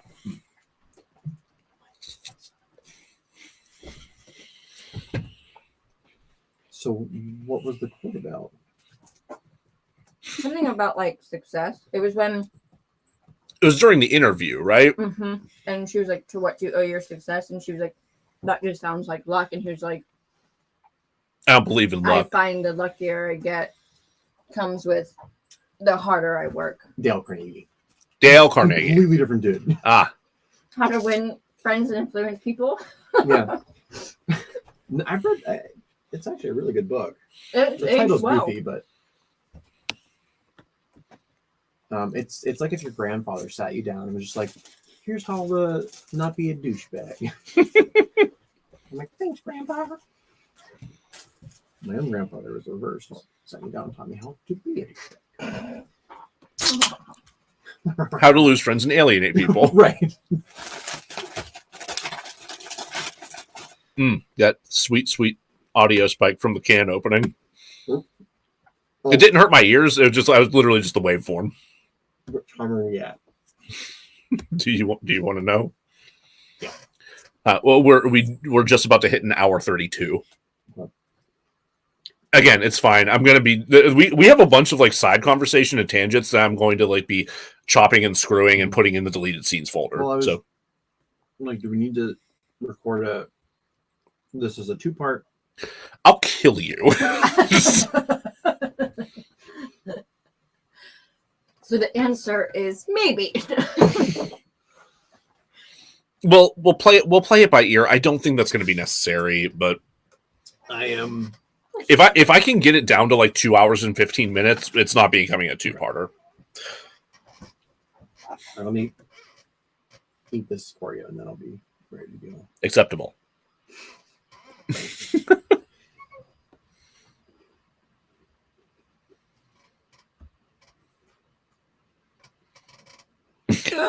When you open the can, Becca commented, "Hell yeah, grip it and rip it!"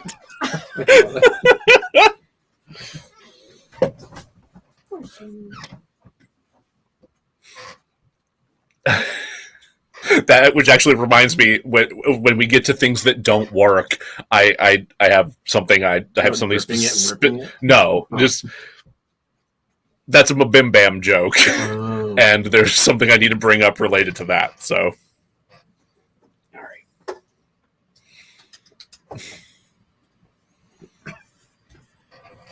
Back up.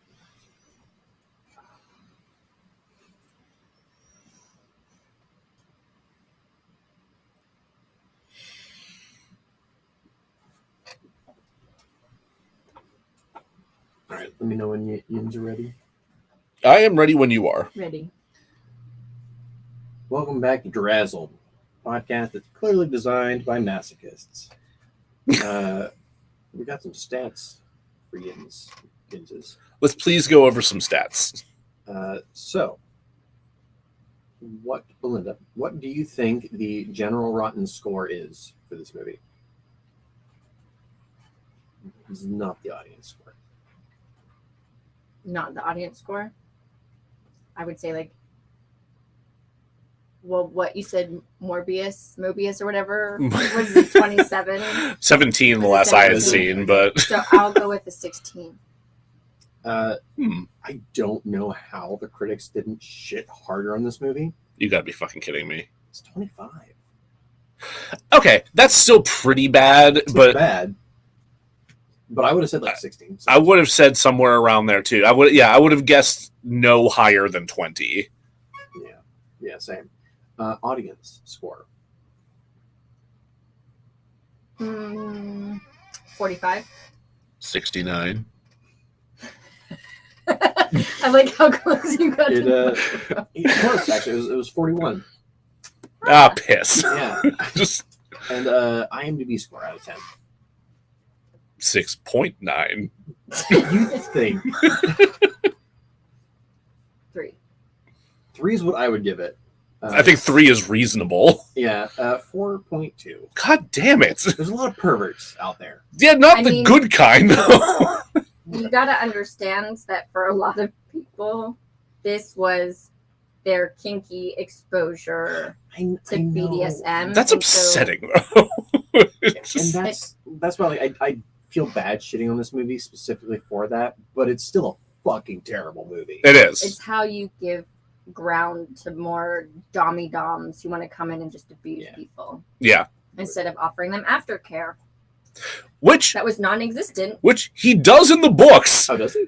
A little bit. He at least like after spanking her, like it's like I'm gonna bring you some lotion. Like we're gonna sit here and like or like, hey, we just did this. I just tied you up to a thing. I'm gonna rub your shoulders a little bit after now that we're done. Like just But bare minimum. Better than nothing, I guess. Yeah, But the movie was nothing. Go nothing. sleep in this bedroom by yourself. Yeah, that's it. You know your way to the room, right? In 2016, at the 36th Golden Raspberry Awards, so I copy and pasted this, Okay. and I forgot to change the name. Howard the Duck was nominated. You need to stop doing this.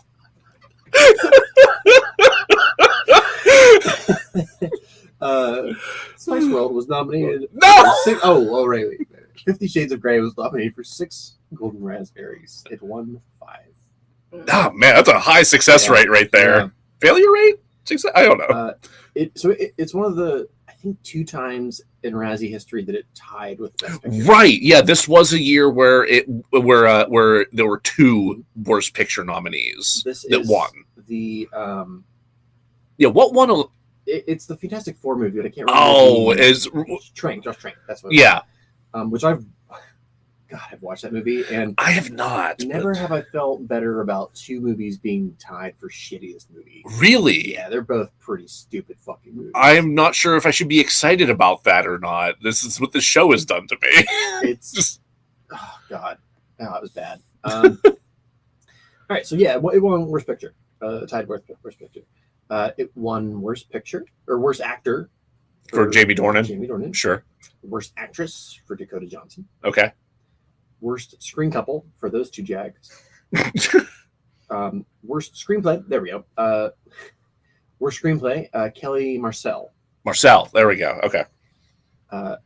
It was nominated for Worst Director, but lost to Josh Trank. Dang. Yeah. Okay. Which, yeah, I think so. I say I think have you seen both of these movies? Fantastic Four and 50 Shades of Grey? I've probably seen Fantastic Four. This one with the guy that has the stretchy arms. Yeah. Yeah, but there's 4 of those movies. But the most recent one, the one with Michael B. Jordan in it. no. Okay, so then you're the only person here who's actually qualified to make that judgment. I don't feel good about it, but yeah, no, I think that Josh Trank probably deserved that over Sam Taylor Johnson. Okay. Still, that's a lot of awards to bring in. Yeah. Oh boy. So let's critique this piece of shit. So, But what worked for the cast? Taylor. Taylor. Yeah. Max Martini. That's his name? His name's Max Martini? And I Googled it. I'm like, is this real? And he's very Italian. I like him even more. Yeah, Max. Oh, I think it's like Maximus Martini. so good. What a great name. Holy shit. Yeah. He worked. I absolutely, I enjoyed him in that role, given it's a very simple supporting role, but he had the presence, he had the look, he had the, like, his delivery was very clipped and, like, proper, and I think it fit. It could have been like a featured extra type role, but yeah, it was actually like, he brought some character. He brought a little bit of character to it, which is important because I mean Taylor's a constant fixture in the book as well, to the point where he Anastasia makes a point of like wondering where the fuck he comes from half the time because he just like kind of Batman's in and out of the scene a couple of times. Yeah, it's just like where the fuck did he go? Where the fuck did he come from? Does he live here? I assume there's a lot of like spinning bookshelves and trapdoors. I hope so. Oh man, that's what this movie fucking needed. Was the people under the stairs? Oh no! Sounds like I was thinking young Frankenstein and or Clue, but yes, the people who live under the stairs.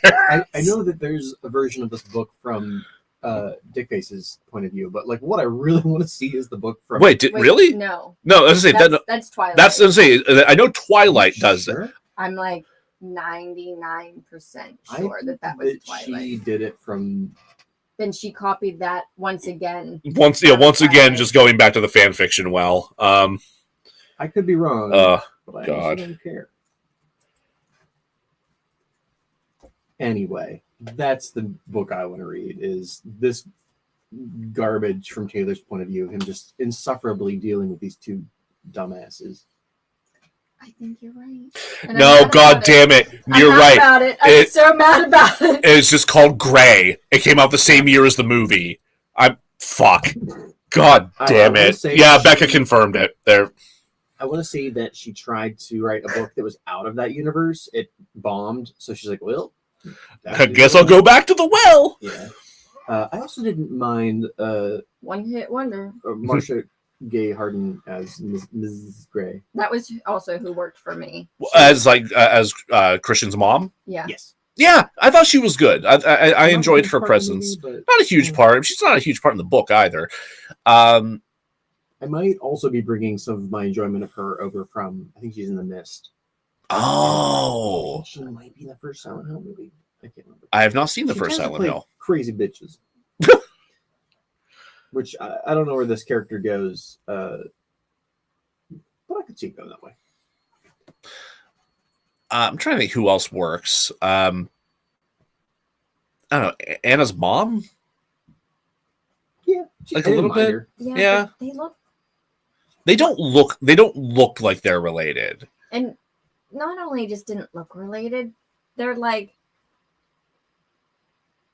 the mom was hotter.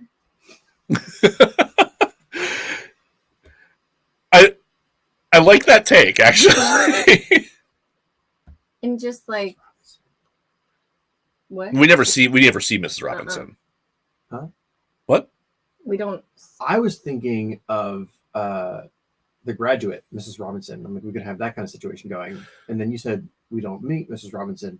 That's how they refer to the child molester as Mrs. Robinson. Yeah, they refer to it as Mrs. Robinson. That's the name. We had a bit of a miscommunication that only got grosser the longer we talked about it. I was making the joke that since Bella's mom is hotter, that we have a Mrs. Robinson situation, which is reference to The Graduate. Yes. But there's already a reference to The Graduate in the movie, but they're not referencing the hot mom. They're referencing a child molester. Yes. Why are we having this conversation? I ask E.L. James.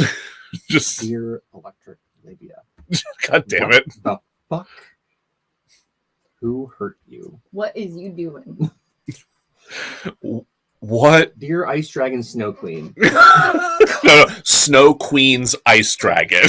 Wait, was that her actual? That was her pen name. Yes, that was the real pen name before E.L. James. On like the fanfic websites, that was her. Which like Fanfic websites, and I have to assume Neopets. You know where I bet it might have maybe showed up? Is Literotica. Oh, I don't doubt that for a second. Good lord. Like, not the shit on fanfiction. Like, no, the very first thing fanfiction's I ever wrote was fine. Fanfiction. It was like Gundam Wing fanfiction. It was a little gay. Hell yeah. And Hell yeah. I wrote it for my friends in homeroom and hid it where no one could ever find it. And you know what? Never put it on the internet. Nice. Yeah. What would your pen name be? I'm not a pussy, so just use my name. Not a puss. God damn it. My pen name would be You want Marmaduke? Schlong Slayer Tony Hawk. Slong Slayer Tony Hawk. Yeah. That's this is fucking stupid. Let's move on. Please. Does anyone else work in this cast? No. I agree. They're all supposed to be like college students, and they all look like they're 30. Yeah. Our age, aka in their 30s.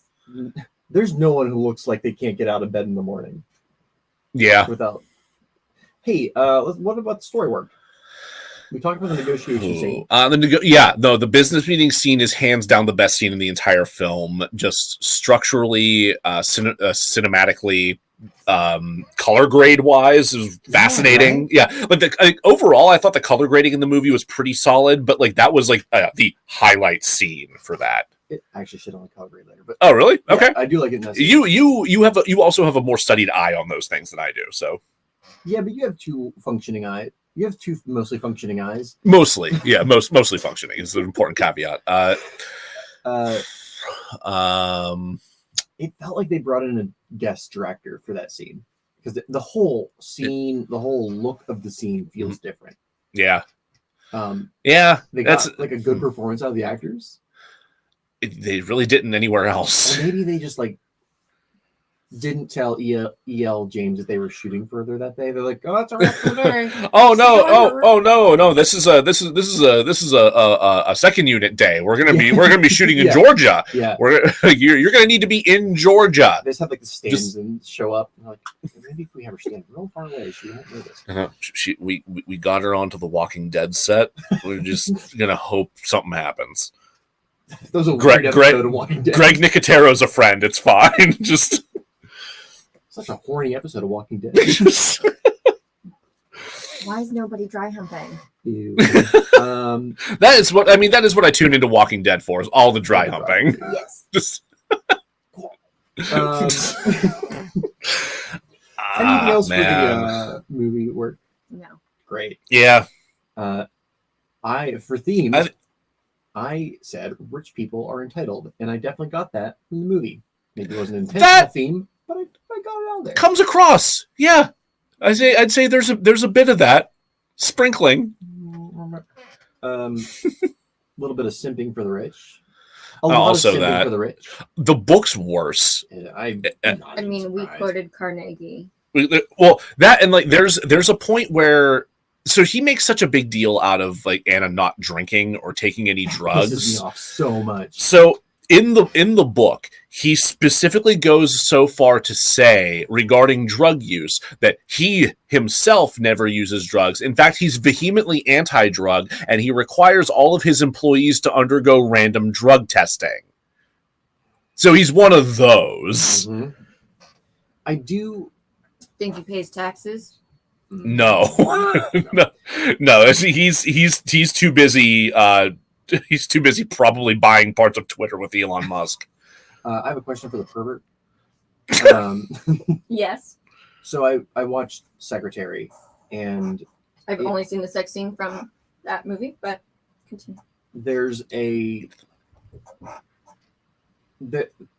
aspect of it's subdom as well, and James Spader controls Maggie Gyllenhaal's what she consumes as far as like food, and I want to say like that's got to be part of the subdom aspect, right? It can be, but to me, while it felt because he's like, you can have 4 peas, 2 scoops of mashed potatoes. And he's like, what else are you eating? Ice cream. You can have all the ice cream you want. What? So we'll get to the campy bit. Like the movie is both campy and hot. You can eat these wood shavings that I've found. You can eat Total cereal, just plain Total. Yeah. But you can have all of these excess candy canes I got from a shipping from a shipping error. But if that was in the movie, I would have been like, I would not have been surprised. I mean, they do talk about her dietary restrictions. Like he has a whole appendix of like approved foods that she can't snack at all unless it's fruit.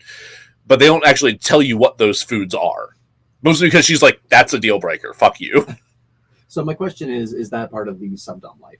it can be. So there's this distinction between like kind of living it, so 24/7, versus roles that you like something that happens to varying degrees, whether it's in the bedroom.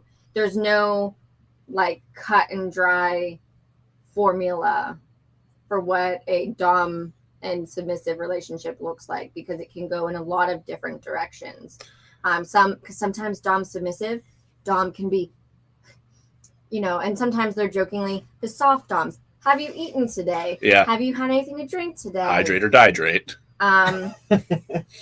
Or it's, so or there's the you can't do X, Y, and Z, and the controlling, and sometimes you can get into age play with that, and yada yada. So there's all sorts of different avenues, or it could just be an aspect of the bedroom to varying degrees, whether it's handcuffs or shibari, which is the rope tying. Which she Googles and then is scandalized and closes her laptop. Yeah, she looks at two pictures and was like, oh! Yeah, I'm like, first day on the internet, huh? It's rough. To me, so like I saw that in Secretary. When I saw that in 50 Shades, it felt like abuse to me. I mean, Am I just being a prude? No, because I think the issue comes in that we have so many, we have left the gray and we're into the like red and yellow and orange flags of their relationship, that a dominant and submissive relationship, a dom can have a lot of control over his submissive. And even if the goal is to, on one hand, hurt their submissive, it's still to take care of them as well. Okay. If that, like... Yeah, and I think there are points where he does try to frame it as like, no, this diet's very important. I need you to be in shape. I need you to have stamina. But it's like, he's only framing it from his need for what he needs her to fulfill. It's not from a point of like, no, this is actually for like your own well-being. Like, I want to make sure that like you, like, you're your best self, or whatever. But I get, and I think that he's already doing that before they've even formed any kind of relationship. When she's in the bar and he's like, I don't want you drinking. Yeah, and that's the issue, because dudes will show up and be like, I'm a dom, and I'm like, okay, who the fuck are you? I'm not your submissive. So like, Scoot, like, I have no allegiance or agreement or discussion with you. You don't even know if I am a submissive or not. Yeah, like I am just a femme, and you assumed that I must bow to thee, and all you're gonna get is my foot up your ass. Yeah, we have not exchanged two words, and you have introduced the fact that you are a dom. Insert meme of guy with the veins bulging out of his head, just waiting to tell you that he's a dom. And just wears a fedora and doesn't have any control anywhere else in his life. That hat's just been ruined by so many jags. Right? And he's just going to show up and tell you how you should be. And yeah, sorry, I started to It's a too real spiral to go down. I'm sure. So what worked for the production? I said Beyonce. Yes. Honestly, some of the music was good. Like the Beyonce song was good. Texting back. We were, because there were oh my god, there were some moments where it's just like, you've got to be fucking kidding me. Because there fuck you. Just because like some of the songs are really good. Like the Beyonce song was good, though it did overpower the dialogue a little bit, at least upon my watching. There was dialogue. I actually missed the dialogue as well. Some it wasn't important. It was a sexy scene, but The Weeknd. I enjoyed The Weeknd. I liked some of Danny Elfman's score. Actually, like when he actually got a chance to put score into things, it was good. It also like atypical of the stuff you usually hear from Danny Elfman. Like it's not like, Nightmare Before Christmas Tim Burton-y in any way, shape, or form. If you didn't see his name, you would have no fucking idea. The fact, I saw it and immediately texted Jack. It was like, Danny Elfman did the music for this. I saw it too, and I was like, can't wait to see if that shows up. It doesn't really. Yeah, no, there's known style doesn't show up. I said what's this, but not in the way that he would have triggered in the in other way, in the Nightmare Before Christmas way. Wait, that's the same person? Yeah. You know what would have been so much more interesting? Can we do a No. Nightmare Before Christmas? Nope. We'll have real dialogue. I'm gonna write it. What's this? There's handcuffs everywhere. Oh god, the butt plug. Wild. Oh god. I know it's gonna be really hard to get through this because there's so little to talk about. But what didn't work about? Whoo! Gonna make me scrape the barrel here. Okay. Starting chemistry. With the cast. Chemistry. The chemistry between Jamie Dornan and Dakota Johnson is just not there. And one of the things I said while we were watching, and I feel so bad ripping into these two actors. Honestly, sorry, go ahead. At one point, he's mounting her on the bed, and all I can see is this knuckles gorilla move up the bed, and I was just like, somebody didn't look at that and think there's a better way. It was just so clumsy and stiff. Yeah. And it was just bad. This is kind of a different aspect of bad, but they should have been able to shoot it in a manner that didn't make him look like some kind of Japanese weird arm creature.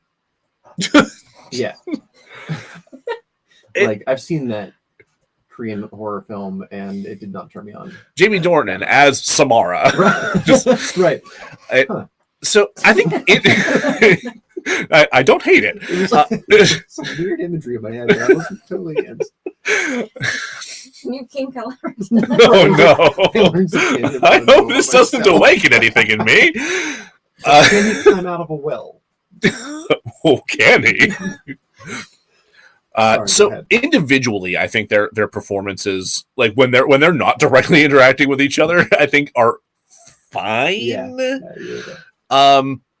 But yeah, no. As soon as they're interacting directly with each other, it's just it's clumsy. It is lacking any kind of charisma or chemistry. It's tedious. It comes across as tedious. It feels like they cast Dakota Johnson and Charlie Hunnam. Yeah.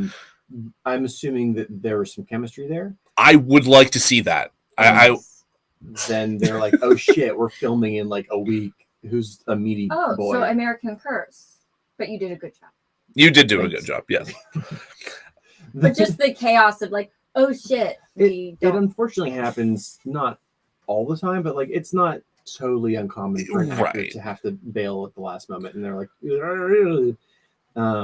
and Jamie Dornan was on the shortlist. He was in the running. Sure. They're not going to just go Nick Cage, show no.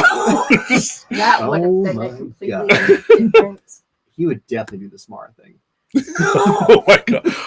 I think this really fit the character in this moment. It's just I'm going to crawl on the ceiling backwards. Have you seen Train Spotting? I have no idea if I'm doing a good Nick Cage. Just I think he's had that hair before. yeah, Superman. Oh, shit, you're right. Anyway, yeah. So like they don't work. You mentioned that like none of the college students look like they're of college student age. Yeah, that doesn't work. So like Kate doesn't work. Jose doesn't work. His brother, yeah. It's bizarre. It's like you're in a different movie, sir. Yeah, it's like. Like I think you're the douchebag brother, but you're in like. It makes me think a little bit of. I mean, that's a repeating thing throughout the book too. Like it was a running gag that she forced, and I hated. Yeah. Oh God. And I'm just thinking about Colin Farrell's Deadshot or Bullseye, rather, and how he feels like he's in a completely different movie in Daredevil. This is not quite as cartoonish as that, but he does feel out of place. There's. I forget his name. He's an Olsen sibling. Oh God, there's just so many of them now.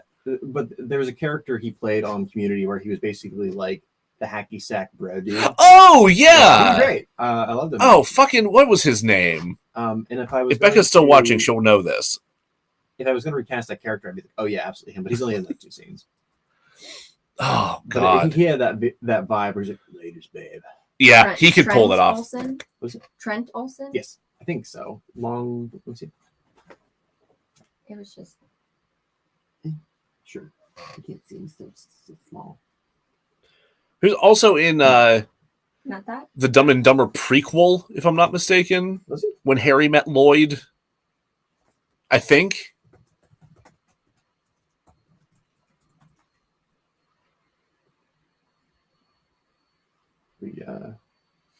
We will not go. Vaughn. His name was Vaughn on Community. Thank you, Becca. Anyway, we're like. No, we will not go forward until I figure it out.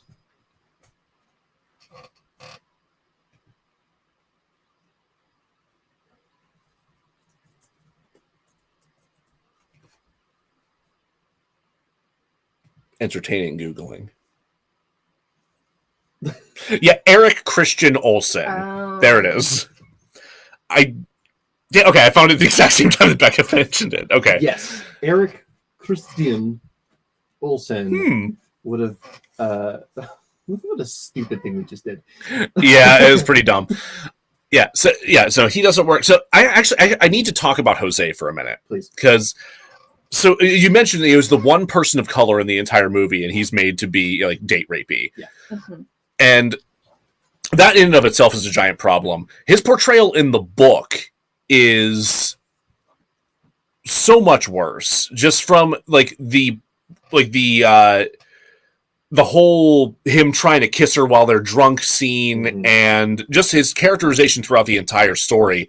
He's way needier. Like they mentioned in the movie, he called like a couple of times while you were gone. No, he in the book, he calls every hour on the hour trying to apologize and trying to get a hold of Anastasia. He's way clingier and way more like obsessive.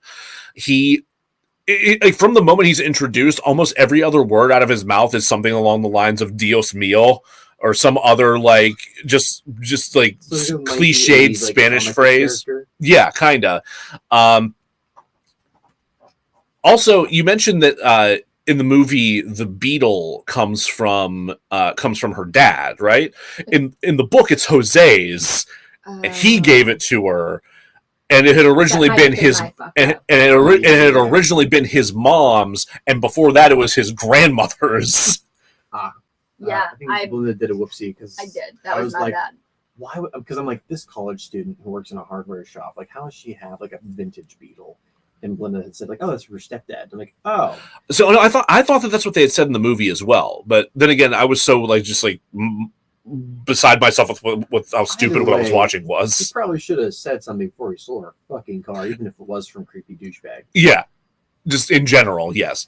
Also, just a note to not always take me on my word when it comes to remembering things like things in a book or movie. Yeah. Okay, so nobody other than Taylor worked on the cast, basically. In the mom. And the mom. Production. Well, E.L. James. What do you I mean, clearly from what you said, E.L. James had such an oppressive presence on the set that they weren't able to like fix any of the dialogue. They weren't able to like make changes that would help the story or the characterization or that would allow for things to feel less clunky and awkward. Can you imagine if they had let Stephen King on the set of The Shining, Stanley Kubrick's The Oh Shining? my God! Someone would have died. Multiple people would have died. Yeah. And I think the only reason they even like let her on the set was because her fan base was so vocal. Like whenever Charlie Human was cast, I guess they like the fans were not happy because it didn't match the description of Christian Grey. What is this? Huh? I'm like, He's like a buff-looking blonde dude, I think, right? What, Charlie Hunnam? Mm-hmm. Yeah, basically. See, this is why I'm of the opinion at this point that fandom should have no fucking say in how a movie gets made at all. Because if people in fandoms were taken seriously throughout every stage of development of a film, Heath Ledger's Joker would not have happened. I'm a huge fucking nerd, but as long as you're honoring the general idea of whatever you're adapting, great. But yeah. Winter Soldier is nothing like the comic book. No! It's one of my favorite Marvel ones. He's great. If they had adapted it like page for page, it probably would not work. In fact, like most stories that are adapted page by page don't work on film. Yeah. That's because they're you mean like different the forms Watchmen? of art. Like Watchmen. Yeah. Could you imagine if people got all up in arms and were like, no, we can't have a Batman movie without Robin? There would have been no Batman for the past 30 years. Well, except for Joel Schumacher's Batman. Now I'm thinking of Alan Moore being on the set of The Watchmen. And all holy shit. Great orgies, terrible curses. Weirdly enough, only got along with Jackie Earle Haley. That makes perfect sense, actually. So, Christian Grey's appearance is described as tall, lean yet muscular, broad-shouldered, with dark copper-colored hair and intense bright gray eyes. James Dorian isn't tall. Right? I couldn't tell one way or the other from the setting. Which part? The tall part. That James Dorian isn't tall? Yeah. Yeah, no, he's not tall. So have copper-colored hair. Even dark copper, because that would be a darker version of my hair. I mean, like, there's ways to like fudge some of that, and like, you're never gonna have like a 1-to-1 like appearance adaptation. I think with a lot of these things, no, I've never really given a fuck about hair color either. Like, how many Bruce Waynes have we had that are not dark haired? Yeah, Val Kilmer, most of them. Yeah, Michael Keaton. Where it matters is Outlander. Outlander. I'll take your word for it. Moving on. So, see also other horny television. Books way better. The filming of the sex scenes to me was boring, and why? Listen, I know we all wanted to see the pervy bits, but everything was so overlit. Like, where are the shadows? There were no shadows. Yeah, no, it was a bit. I don't want to go so far as washed out, but it was very washed out. But like, it was everything was very brightly lit. It reminded me of the non-sex scene from Big, where she goes to turn out the light, and then like Tom Hanks turns it back on. Yeah. But that's funny. But that's funny. It's supposed to be a funny bit. I'm like, shadows are kind of hot. Like, yeah, we all look better with a little bit of shadow. It's like, it's like if there's a particular color that kind of fits in with shadows. It's not black, but I can't put my finger on it. Steel. Just kind of halfway between white and black. What is that? Maybe if you mix them together. Kind of gray. No. It's mauve. Moth. There we go. I need more moth. It's a stupid fucking movie. This is a stupid fucking show. This is a particularly stupid fucking episode. Anyway. The story was predictable, cliched. The characters shitty. Yeah, it's just utterly devoid of anything to really grip you. Just even moments that were supposed to be like visually like impressive, like the glider scene, that's supposed to be happening at like the crack of dawn. You're supposed to be like they're supposed to be seeing the sunrise as that happens. It's supposed to be like his attempt at a grand romantic gesture. I hated it. Yeah, as a character moment, I hated it. Yeah. Like, the rich boy taking the poor dumb girl away from her mom to fly on a not plane. Yeah, they didn't develop the moment at all, or like have it mean anything more significant. It was just, or we're doing a spectacle now. We're doing a thing. Like we're doing the rich people thing. I was thinking about all the shit that he does for her. None of it is, excluding buying her a new laptop or whatever. None of it is based on something she said. I enjoyed this. I enjoyed that. No. It's all, I'm rich. Look at me be rich. Yeah. That's exactly it. It's him flexing his wealth. Yeah, like I don't know anything about you, sir, aside from you kink and don't understand how to, and you rich. I don't even know what your job is, other than be rich. Actually, that's something else that really doesn't fucking work in this, is the divulgence of bits and pieces of Christian Grey's history. Because in the book, like that whole conversation about his mom being being a crack addict and a sex worker. I didn't know that. Yeah. Well, in the movie, he sits down as she's sleeping and just says it around her. Remember that? I zoned out. Fair. I was like, wait. He's like talking, and her eyes aren't even open. She's not even awake. She's not even awake for it. No, that is actually like a moment of contention and like of like a deep, like more emotional revelation for them conversationally in the book. I did kind of like, maybe I was inserting depth where there wasn't any to be had, but I kind of liked that he could only divulge that information to her when she was asleep. Like that was the closest he could get to opening up. But also it was acted poorly and I zoned out. Yeah. Even his like facial expressions were monotone. His voice was monotone, because we were talking about this earlier. Like James Spader has a bit of a monotone, but he works it. And even in his monotone, I can get so many different levels of subtext. And like, he uses the rest of his body to act. Yes. Whereas this performance by Jamie Dornan feels stiff. It was a piece of marble. Yeah. I hated it. I could go through every scene and say like this didn't work, and none of it worked. None of it worked. Except for one scene in The Butler.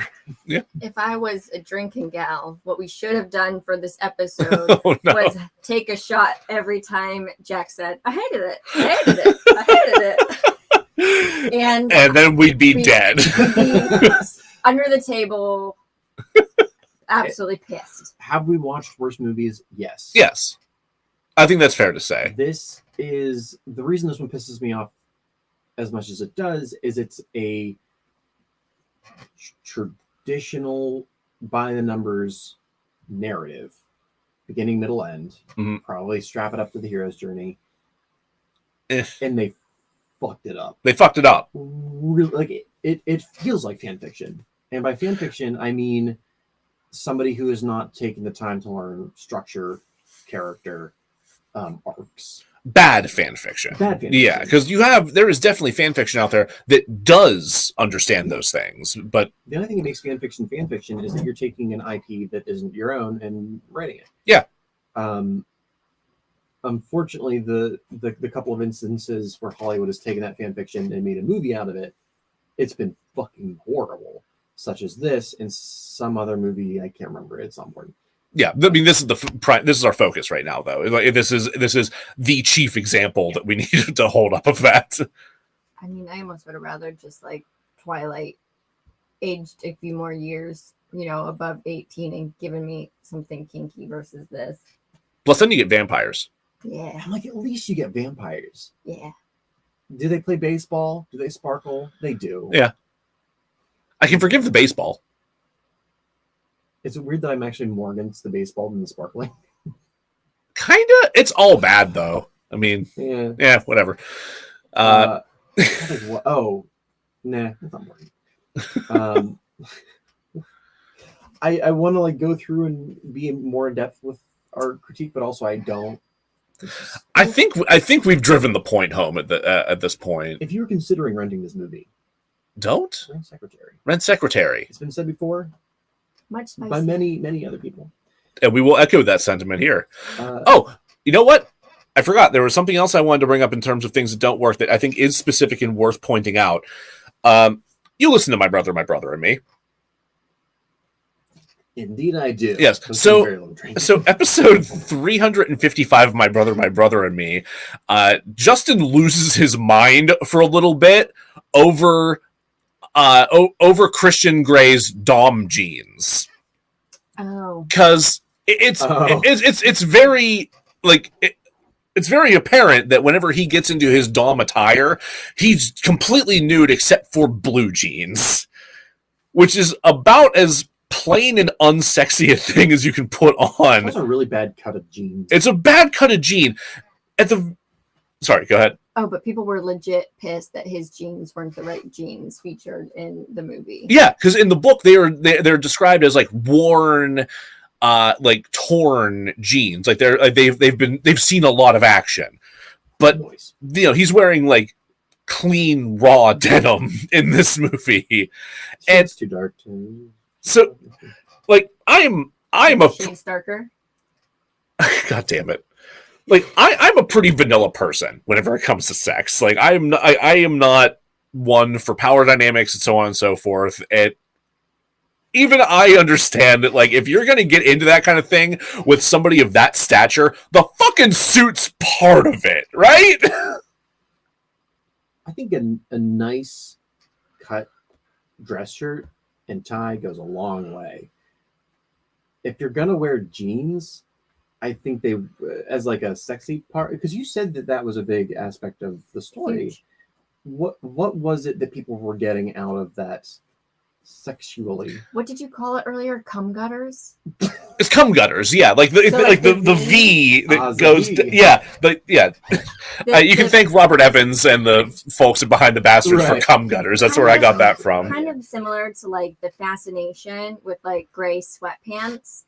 These like worn like jeans were really the equivalent of just like low hanging, fit real nice, just kind of like make the booty look good type of jeans. And I think because it was so different from his usual persona. But yeah, I think that's why they're a big deal as well, but I don't think they work. Like I think the specific, like whoever the costumer was picked poorly. It looks like a pair of jeans his mom picked out for him. Yeah. As somebody whose mom picks him out jeans sometimes, yeah, that's kind of how it looks. In my younger days when I was a little bit fitter, I had jeans and I'm like, I mean, sure. Yeah, I'm not going to say that people don't look attractive in jeans. People can pull off a good pair of jeans. Don't get me wrong. But whenever, damn, I had like a more complete thought on it. If it was true to the king scene, it would have been a kilt. It would have been probably would have been a kilt. A kilt could have worked. I feel like he might have actually been able to pull off a kilt. He could have pulled off a kilt. No, okay, I got it. So while people can pull off a good pair of jeans and like excellent, they make such a big fucking deal over his tie. They do. The specific tie that he uses to bind her multiple times throughout the film, because they do it in the book too, specifically it's the about fucking book cover. How it is the book cover. It is literally the book cover, and they go out of their way to like point out how like it leaves a pattern on her wrists afterward, and she's like marveling at that, and she's obsessed with that and thinks about it all the fucking time. You're not going to wear that with jeans. You're not being donned by Avril Lavigne. I was thinking of like a high school like math teacher who wears like blue jeans and a dress shirt and tie for like dress down Fridays or whatever. Sure. Yeah, casual Fridays. Casual Fridays. Yeah. You know, naked Fridays. Oh no. That's no. Nobody wanted that. You guys didn't have the sexy math teacher? No. No, me neither. Definitively no. I did have a crush on my, was it my 6th grade math teacher?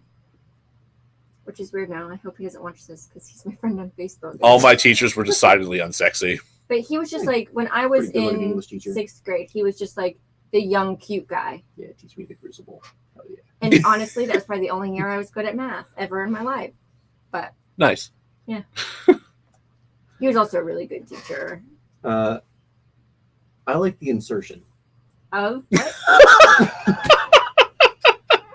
I like when they put it in. Just For real, that worked for me because like The insertion of what? a male phallus into a female's Okay. tunic canoe. You well, could've- it's been great, everybody. Jesus Christ. You mean like when he ripped, he like, There was a weird moment where he like teeth rips a condom. which like always be careful to do because like You could rip the fucking condom. That's not. You didn't need it. You have hands. You have opposable thumbs. It's fine. It's fine. But like we see him like put on a condom at least once. Yeah. And like I think it's the first time they had sex. We see him like guide his penis in. yeah, which which you I- don't usually get in movies. Which you don't know. That's why it works for me. Is like, I mean, in films, it's like- you get like the motion of that. right. You Yeah. don't see like the close up underneath Yeah. the nutsack. Poor Lisa. All right, switch to taint cam. You don't have This-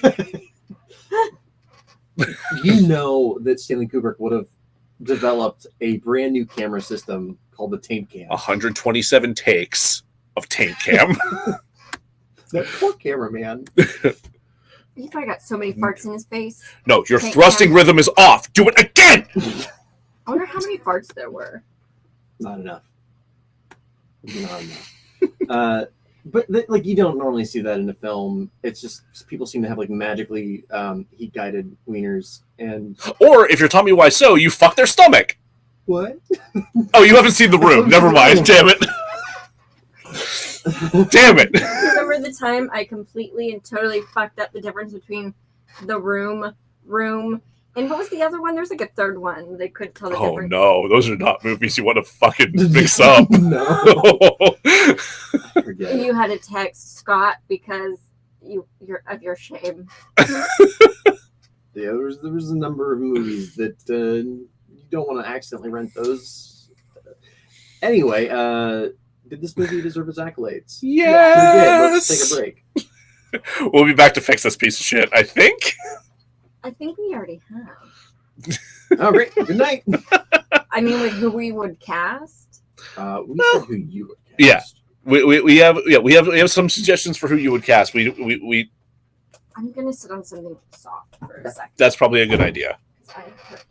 I just want to rewatch Secretary. Have you seen it? I have not seen Secretary. Yeah, it's pretty good.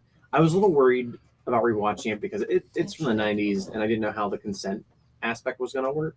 Sure. It probably helps that I watched 50 Shades first because by comparison, there's like a single scene that I'm like,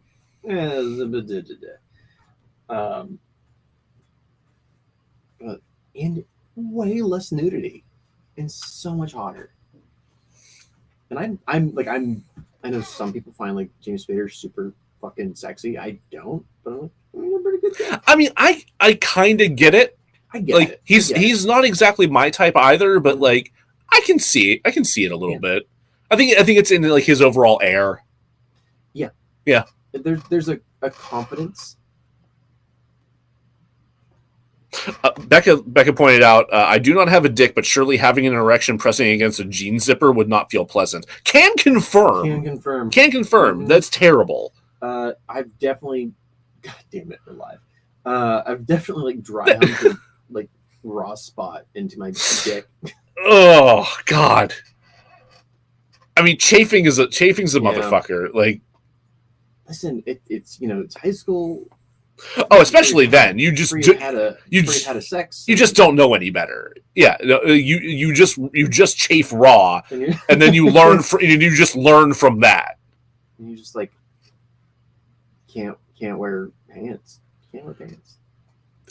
Yeah, but then you have to You have to because like laws and school. You can't get like a doctor's note and be like, can't wear pants. Got chafe dick. Got that. God damn it. Not that I still, I'm older, but I still appreciate a good dry hump. Not for hours. No. Oh, God, not for hours. No. Chafe a hole into my wiener, but. DeRazzled, bringing you quality entertainment since last June. Last September for public release, but. You ever see Crash? It's another James Spader where he's hot. Crash. Wait. Cronenberg. Oh, I was going to say, you mean Cronenberg Crash? Yeah. Yes. No, I've not seen that. Winning. The not at all Scientology problem Crash. No, I've not seen Cronenberg's Crash. Though we've mentioned it multiple times, and I'm aware of it. I know what it's about, and I kind of do want to see it. You ever want to see Casey Jones get hard to watching car accidents? Wait, it's fucking Elias Koteas or whatever his name is? Pretty sure.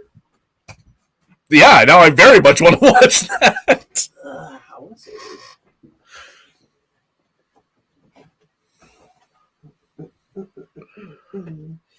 I've been trying to record my volume a little bit lower than everyone else's just because I'm fucking loud, and it just doesn't make a fucking difference.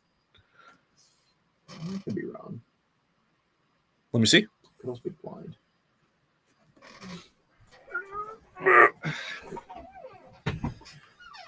Remember? So that's a poll quote. Just sex and car crashes.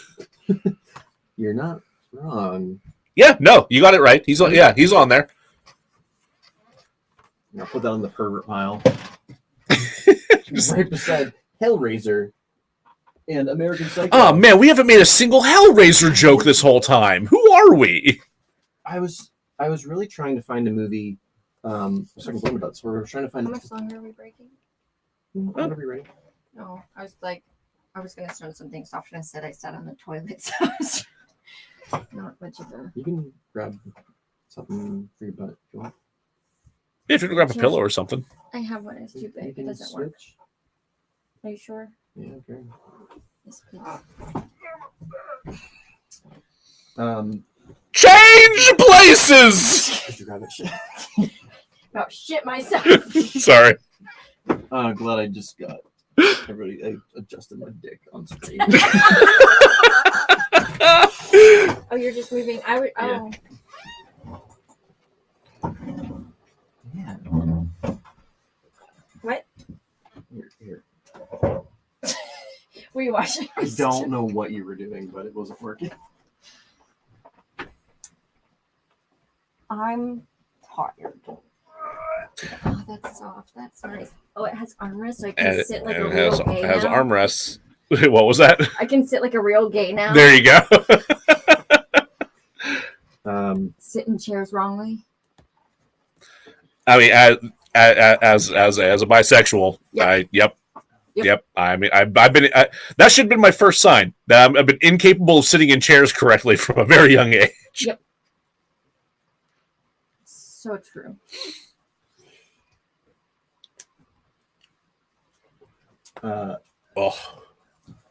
Maurice brings up the movie Caligula. Oh man, which I know it's not a Razzie thing, but like I kind of would love to do for this show. Was it not nominated for any Razzie? Wait, when did it come out? Late 70s. Oh, that's why. Wait, did it get any stinkers? Could have gotten some stinkers. That's something to look into. I, for years, have said that Helen Mirren is my like grandma crush. No, that's legit. Yeah. Like Helen Mirren's gorgeous. Has always been gorgeous. Will always be gorgeous. And just like the one time somebody was like, "So how does it feel to be sexualized as a woman?" And she ripped his throat out and drank his blood. Good. It was great. It was like the 70s too, so it was like. Oh, I think I've seen that interview. Yeah, she just eviscerates this guy. Yeah, it's. I was like, I respect what you're saying, but also that was hot as hell. Also, I'm like very. Oh, I can. Do you want me to start? I can start yelling. Not at me. at reporters. If you At sexist Hollywood reporters. Especially sexist Hollywood reporters, but like really, if you Oh, I'm not gonna end up in Hollywood. eviscerate anything with to do with patriarchy, I'm like, That's pretty hot. Yeah. Now this makes sense. I had a point. Oh, I was trying to find a movie where the woman was the dom and the man was a sub. Good fucking luck. Yeah, I'm sure that it's either so obscure that you'd have a ton of trouble finding it without extensive research, or it hasn't happened. Or it's just legit a straight up porno. Or that. I found a lot of. That's the problem. Is like you go to search it and it's like porn. Porn? I'm like, not right now. Just a bunch of seagulls go by. Porn? Yeah. Porn? I've summoned the gulls. Oh no! The porn The gulls are sex back. dolls. The sex gulls. I would absolutely watch that book band. Oh God. Okay, let's do this. All right. Is this the final? Brain so I think we're past that. I mean, yeah, but is this the final? This is the final. This will be the final act. Yeah. Because Grandma's about to turn into a yam over here. Yeah. I got my titties. Let's go. Welcome back to DeRazzled. We're going to take 50 Shades of Grey and make it slightly more palatable. Try. Operative word try. So I want to start by recasting the leads. Okay. I think those are the most obvious choices to recast. Like the rest were serviceable or not bad. I went with two separate pairs because I feel like there's fucking squirrels. Being comfortable with nudity, I think would cut a lot of actors out. Right, like that's why Emilia Clarke backed out, because while I think she could have potentially been great in the role, maybe, it's a hard no for her at this point. I said we should just cast straight up. Like this should have just been cast with like actual porn stars, because they probably also would have been like better actors. That'd have been wild. I was like, we could go that route, but they would never have given the budget to that. Unless there was an A-list director involved, like Lars Venture using porn actors for Nymphomaniac. Right, Steven Spielberg using porn actors for the Indiana Jones 6. I kind of hope he just cracks in his last couple of years and just is like, you know what? Fuck this whole family. I'm just doing porn and music videos from this point on. He said he's not doing any more musicals, actually. No, music videos. Oh. Yeah, no, I heard he's not doing any more musicals. So music videos are still music videos. So for Christian Grey, for option 1, I'm going to say the less likely to do it because of Boobus.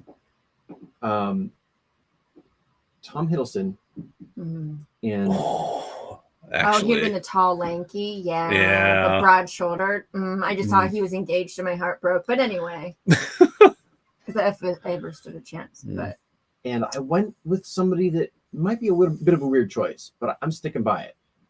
Emma Roberts. Emma Roberts. She is in Scream 4. She is in Scream Queens. Okay. She is in Nerve. And the American Horror Story. Yes. Yeah, I haven't seen her in that, but she is in that. I think Black Coat. She plays like something like that. Did you watch American Horror Story? Like very, very little. What about Coven? No. Like the witches and Stevie Nicks and. I wanted to go with her because I think she can play both the like. Oh, okay. I know who she is. That makes me mildly uncomfortable because I was introduced to her on a Nickelodeon show. But I was not. So what was she on? One moment. That one. But I think she can pull off both the naive young woman, but also can do repartee, which is important. Do what? Like the witty banter. Witty banter. I'd buy that. Yeah, I'd believe that. I would feel a little weird age-wise though between her and Tom Hiddleston. In this, the Nickelodeon show is unfabulous. Oh, that one. Yeah, with the people.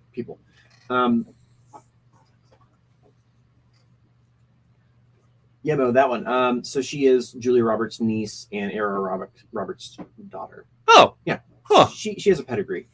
Interesting. I did not know that. This is such a weird statement. That is pedigree is a weird word, but I mean, Is that the right use of the word? no, it is like Yeah, but usually it's used for like dogs. yeah, She.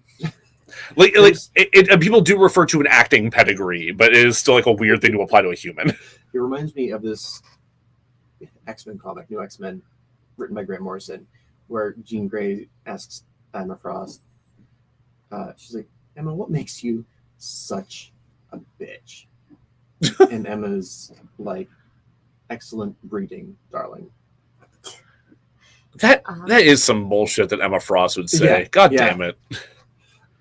Anyway, what's your other pairing? So that's my like. I'm pretty sure because I've definitely seen Tom Hiddleston's ass. I think in High Rise, and I feel like we could talk him into a little bit of Nick.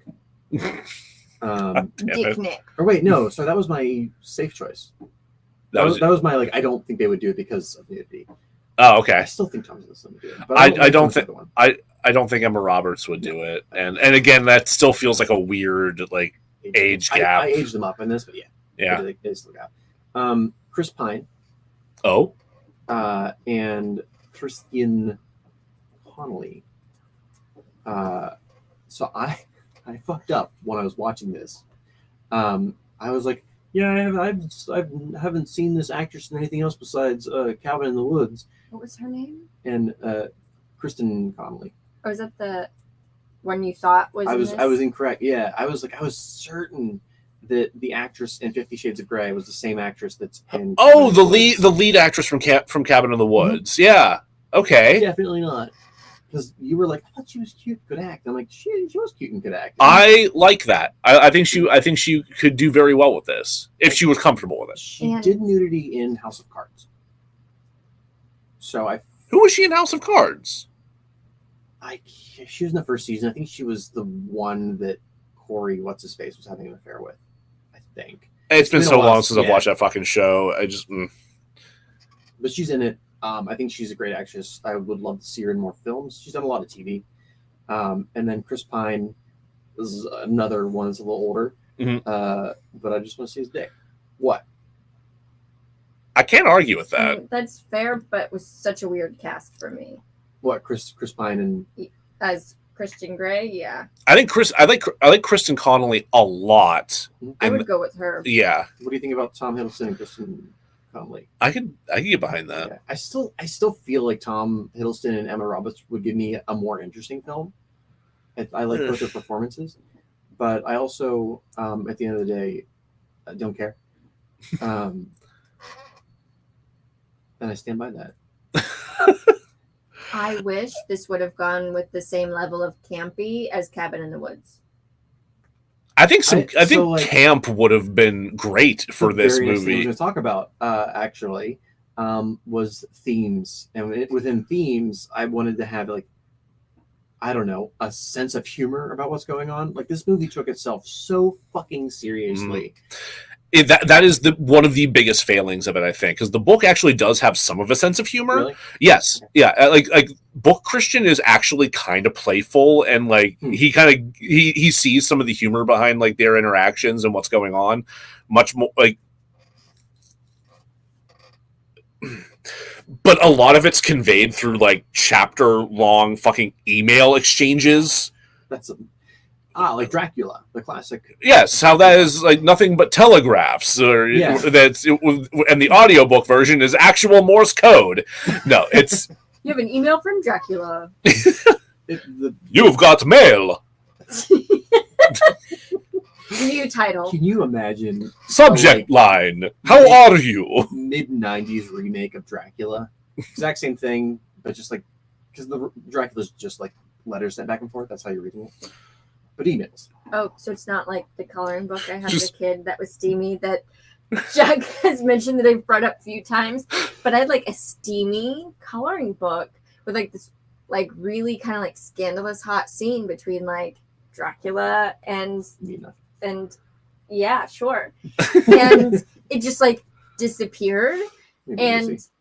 What? I'm being a nerd. Go on. And I was like, did like did I do something like 13-year-old, like, or not? I had to be younger than 13, but like, which makes it weird. But I was like, going to bring that up earlier when you're like, yeah, my mom didn't really censor me from books. And I was like, except for that one coloring book that was steamy and magically disappeared. it was either her or it would have been my grandma. Yeah. More likely my grandma. I've been like, for years, I'm like, I should find that coloring book for like a Christmas or birthday gift. That's a great idea. I But I'm would like, key with. I don't know. Like, I would have to buy so many Dracula coloring books to figure out which one it is. Just get this giant box of all Dracula coloring books that like at least came out in the like mid Like 90s. late 90s, early 2000s. It doesn't matter. It doesn't matter. Anyway, this would have a little bit of camp. Not like full camp, but like Secretary has a sense of humor. Yeah. And that makes the characters likable. A little bit would have gone a long way here. Like does the butt plug do Yeah, what it says on the box? Yeah, that would have been so good. Like when she asked like what's a butt plug in the movie, like I texted Jack and was like, did she really just fucking ask that? Because in the book, as I was listening to this at work, which I would not recommend that, I mean, unless you really need to laugh at work, it just she asked, does the butt plug do what it says on the box? Which is a way funnier sentiment. Yeah. And there's moments of that type of humor in the contract scene, and I'm like, oh, this is the one scene where I like kind of like you both because you have a you're personality. both being, even if not intentionally funny, it's still funny. Yeah, because like, pretty sure about the fisting. that was a pretty good question. I wonder now in retrospect if it was because they said they did a lot of laughing on set. Oh, did they get all the laughing out? They got the giggles out too much in between takes. So they're just like, like, was that their actual reaction leaking through as they're having this? It could scene? be. Recorded the rehearsal of the scene and kept it. Yep. People act the direction sometimes. So, and this is very frustrating. Bret Easton Ellis wanted to write the script. Bret Easton, wait, like American Psycho, Bret Easton Ellis? Yes. That's kind of weird. So I hired him for my version. I don't know how I feel about that. Yeah. Like, I mostly because of American Psycho. Yeah. Huh. For those who are not movie nerd buffs. Well, but he wrote the book. He wrote the book. Book buffs. He also wrote Less Than Zero, and there was the movie that I was like, oh, I could see him doing this for. The Rules of Attraction. Yes, thank you. He wrote Rules of Attraction. Interesting. Is not it deals with like sexuality in college. Sure. And a lot of it is not great because bad things happen in college. But there's also moments where I'm like, okay, like this could be hot. So maybe like a more at this point, like a more mature, like learned Bret Easton Ellis. Yeah, which like in 2015, he would have. Interesting. And if nothing else, couldn't be worse. It'd be tough. Like it could be worse, but it'd be really hard to be worse. And then for the director, I hired Patty Jenkins to kind of keep Bret Easton Ellis on track. Okay, I like that. I like that dynamic right there. However, she did direct Monster. That's right. She also directed Wonder Woman 1984. Yeah. She directed the first one too. Yeah. Monster's a very good movie, but it's also about Eileen Wuornos. Yeah. Who was a serial killer. Maybe shouldn't have a movie made about her. Just excellent movie. She's hard to watch. Going to direct Rogue Squadron. Is she? I think she might have dropped out of that. I'm not 100% sure. The state of the Star Wars universe right now is in such flux and nebulous bullshit that I don't even know anymore.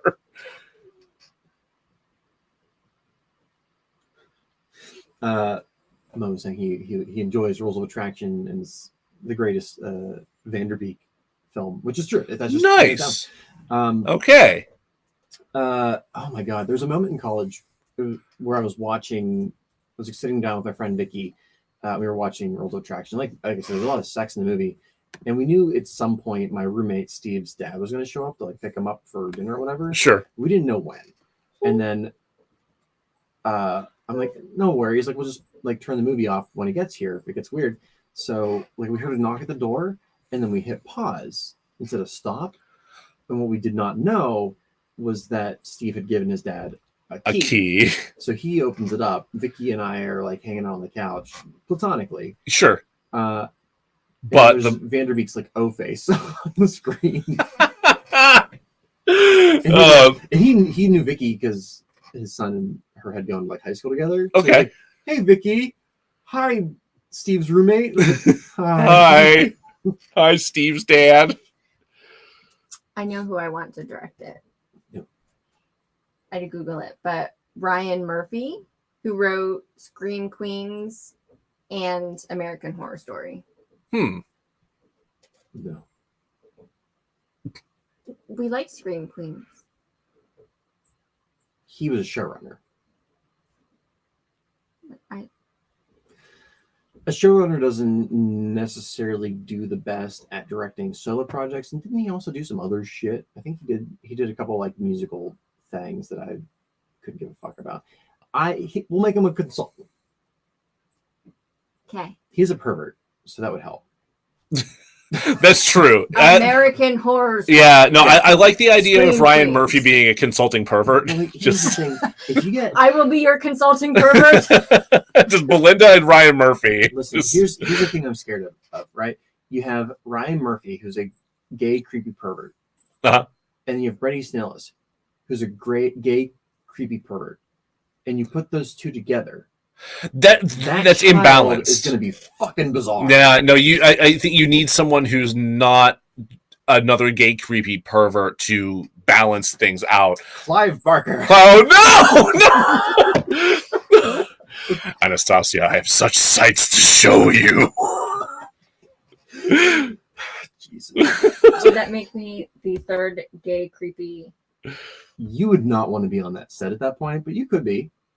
No, I think a female gay, creepy pervert would be different. That's at least a different perspective to add in. You being on set, that's the movie. Like you being, because like by creepy pervert, I don't mean like creepy pervert. I mean like Jesus wept, creepy pervert. Yeah, like blood and knives and guts, creepy. Okay. It I was gonna sneeze again. looked like you were passing the fuck out as I spoke. I was trying not to Yes. Mo had it. He also did Glee. Ryan Murphy. ew. What a twist. I was like, I knew there was something that was like Oh my god. campy and theatrical. Yeah, Is Glee just is like Scream Queens just the like pervy version of Glee? Yeah, I mean, that's Glee- absolutely what. to be fair, Glee is the pervy version of Glee. I never watched Glee. Don't. Glee I will is- never forgive it for what it did to Rocky Horror. I don't like musicals. I didn't know that. They did a Rocky Horror episode. It's fucking atrocious. R.I.P. Jack. R.I.P. Moving on. So getting to the actual. Oh, also, we buy the rights to E.L. James and kick her off the fucking set because that's how Hollywood works. Yes. We bought your book. We bought the rights to the book. We didn't buy the rights to you. Get the fuck out. Sorry, you said we buy the rights to ELJ, And then yeet her into and the yeet her ocean. into the ocean. Oh my I god! said what I said. We have E.L. James sign a very specific release that she's obviously not going to read, and every day she is led into the basket of a trebuchet. Just Some things I wanted to explore and themes are shame, conforming to social norms, conforming to family norms, and sexual awakening. It's kind of like all of that's kind of in the original text a little bit, and largely disappears in the film. We had to make room for titties. I mean, that's what the unrated cut did. Made for room for. Actually, I should say no. It made room for titties and more crying. That's what I've heard about it. It was Yeah. like, more titties, more crying. That's it, basically. I initially thought about setting this in the 90s, just so that like her complete lack of knowledge of what the fuck BDSM is makes more sense. You know, when the internet was still young, but also then I've been watching the X-Files and like seeing Scully's various 90s hairdos is making me sick. And I don't know if I want to watch a BDSM thing from the 90s. Like I've seen 90s porno and it's cool. Yeah, I think keeping it in the time that it's already set. Like 2011 is like still the internet is rife with everything that she would need to know, but she's also like a very reserved, virginal, poor college student. Instead, what I did was I made her from a very religious family from the Midwest. Oh. So that she has not only been repressed sexually, she also has a lot of shame from like her family saying like, you know, touching the wieners. Catholic guilt. Jazz Catholic guilt. Catholic guilt. Catholic guilt.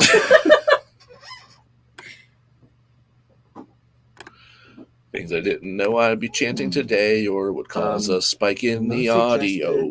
Olivia Wilde for director. She did Booksmart. I think that's actually a really good idea. Yeah. Olivia Wilde. And I like that more than Patty Jenkins. I do too. Yeah. Olivia Wilde, you're hired. You're hired, Olivia. Sam Levinson, I don't know, but he's from Euphoria. I haven't watched Euphoria yet. I haven't watched it either. But Olivia Wilde, yeah, let's go through. Let's go with Olivia Wilde.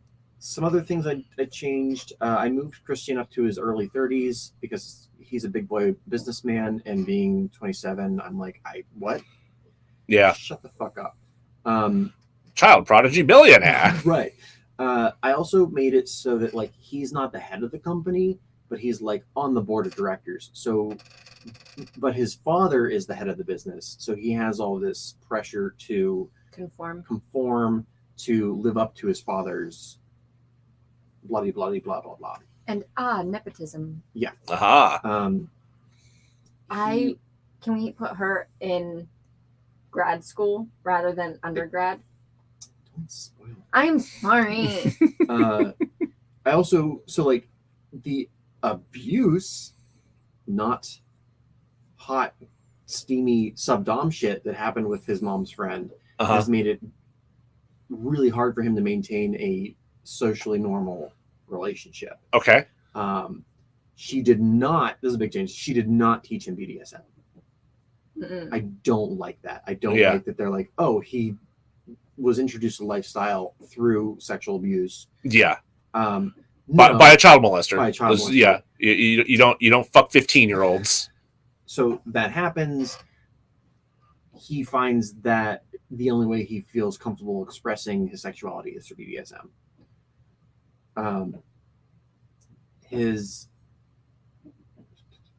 Sorry, I jumped ahead. So his mother is still friends with that woman, and she works in the business. Oh, okay. Okay, so they're still kind of like they're framed as like business partners in the actual text, but but I guess with the way this is framed now, that kind of keeps that element a little like that I think was lost in the film. Yeah, it is, and like he doesn't have the like whimsical memory of her that is. I mean, he fucking shouldn't. He shouldn't. Yeah. He feels trapped. Basically, if he's not in his like sex dungeon, he feels trapped because he's at work with his father. Yeah. The people who expect him to be like his father and his abuser. Anna is in her late 50s. Late 50s. How do you like that? Played by Helen Mirren. Anna is in her late 20s. She's in grad school for journalism. She comes from a very religious Midwest family. She's anxious about graduating, as it's likely she will have to return to her hometown to take care of her mother. Her mother has still not has not forgiven her for turning down her high school boyfriend's proposal. Oh, yeah, interesting. Okay, so is she still a virgin, or is she, or were they like more serious? They were more serious because like we don't fucking need that aspect. Yeah, you really don't. Like you can have somebody who's like sexually inexperienced without being a virgin. Yeah. Hi. That was me in college. I thought you would say like right now. No, I'm fine now. Just not that I wasn't fine then. It was just like very few boobies were touched. I get it. some, But some, yeah. Light boobage. Yeah. Just like what she do. Yeah.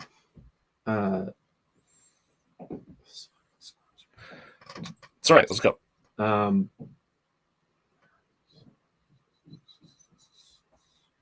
Okay. So Anna, again, she's a journalism major. The only reason she gets the interview is because her roommate, who is still shitty in this, has kind of like got caught wind that Christian Steele, Gray. fuck, I even did it in script, is a pervert. Oh. And Oh, so she's pawning Anna off on the creeper. Yeah, she's like, oh hey, like I know you've been struggling to like make a name for yourself, because she's still like semi-introverted, and it's not always the best thing to do when you're in journalism major. So she's like, here, you can have this, the pervert interview. Huh. So but when she goes to his office to meet him, there's no receptionist, there's no one there to greet her, so she's like, I guess I'll like knock on the door, and so like starts to open it. And when she does, the secretary, who's male, leaves, and behind the secretary, Christian's like putting his tie back on, implying that they had just like fucked around. I needed this to be gayer.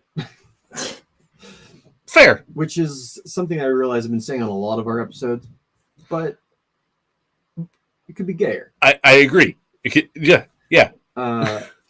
This movie was so hetero, and like I'm straight, but it made me sick.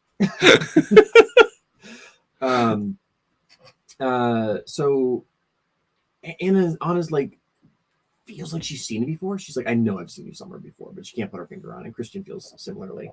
The interview goes about the same, but like Anna's not so fucking miserably submissive.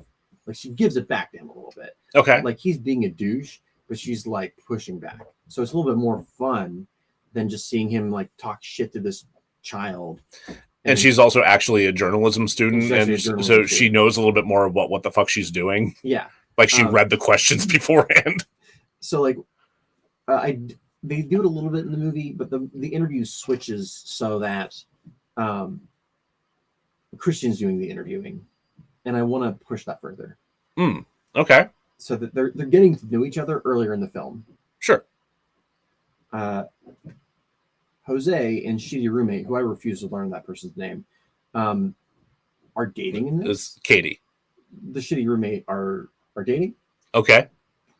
And when Anna gets home, the shitty roommate and Jose are like fucking around, and Jose's pissed because he was supposed to go with shitty roommate to take photos for the magazine.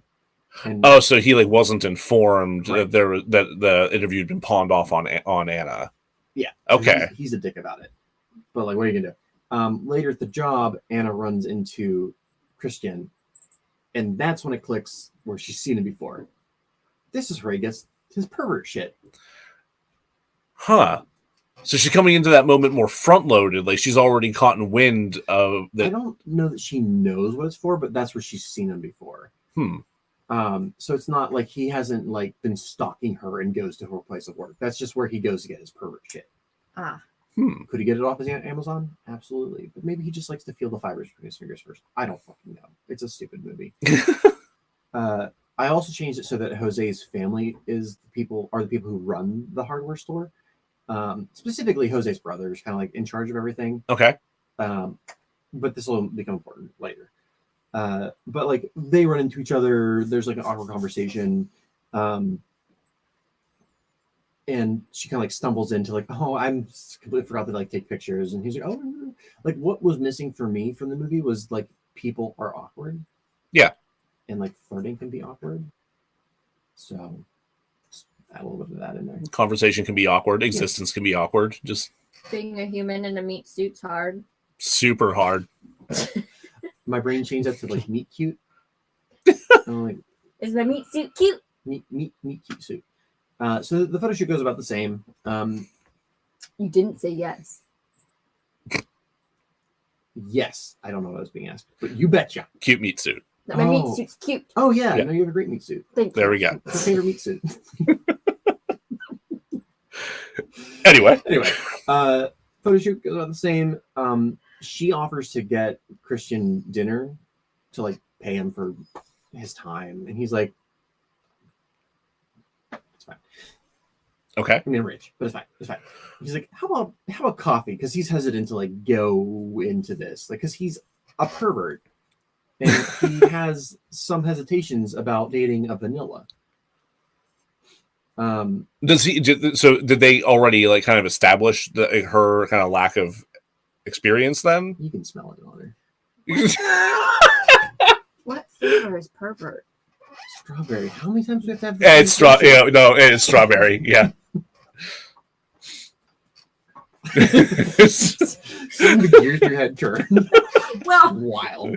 It's my favorite ice cream. I was like, okay, we got vanilla, strawberry. All we're missing is some chocolate for some Neapolitan. But we did talk about the lack of diversity in Yeah. the movie. So God, can you imagine getting a tub of Neapolitan and just strawberry vanilla? Racist ice cream. Well, come on now. Lost my place. So they go to get coffee. They kind of like Sure. meet in the middle. They get talking about like blah blah blah. What do you go to school for? She's like, oh, I'm going out. I'm attending from out of state. Like I don't really know anybody. Like she's been trying to get in and out of school as quickly as possible without fucking around, literally. fuck around, find out. And Shoot it lows. she like tries to ask him about the man who left the office, but she's clumsy because she's like socially awkward, and she's like, "You gay, straight, European?" I'm like, "What's going on?" European. He's like, "I just don't do relationships, not like that." And that's when she puts it together. When she's like, the stuff at the hardware store, the boy toy at the office, you say you don't do relationships like that. And she's a little disappointed by this. She doesn't like outright judge him as like some creep. And she's like, could you be persuaded? And he takes her finger, runs it along his lower lip, and then bites. She recoils, and he says, there's your answer. It's a more cinematically interesting moment. So she thinks he's gay until he nibbles her finger. She suspects, she doesn't know. I imagine there's a bit more explanation in there. Yeah, like what we understand from this scene is not that she thinks he's gay, but that she puts it together that he's kink, like he's into kinky shit. That he is kink. That the he is embodiment kink. of King kink. That sounds like it could be like a Marvel like villain, Written by superhero, anti-hero. Garth Ennis. The like anti-hero of like sexual awakening shows up with like whips and chains. Written by Alan Moore. Yeah, you just changed the writer. He does give her a card though, like his business card, and he writes on the back of it his personal number, saying like, I know this like magazine editor. If you ever need like a hand getting in, Okay, like give me a call. They leave both kind of like there was some connection there, but like it's not gonna work out because he's a pervert and I'm a vanilla. I'm a strawberry. Strawberry and vanilla don't mix. They do. They're delicious. Hi. So then the next day she does receive the books with a card that says A strawberry creamsicle. Yes. Sorry, Yes. that was a lot funnier. No, I'm just pleased with it. I might be sleepy. I've got one page left. Go for it.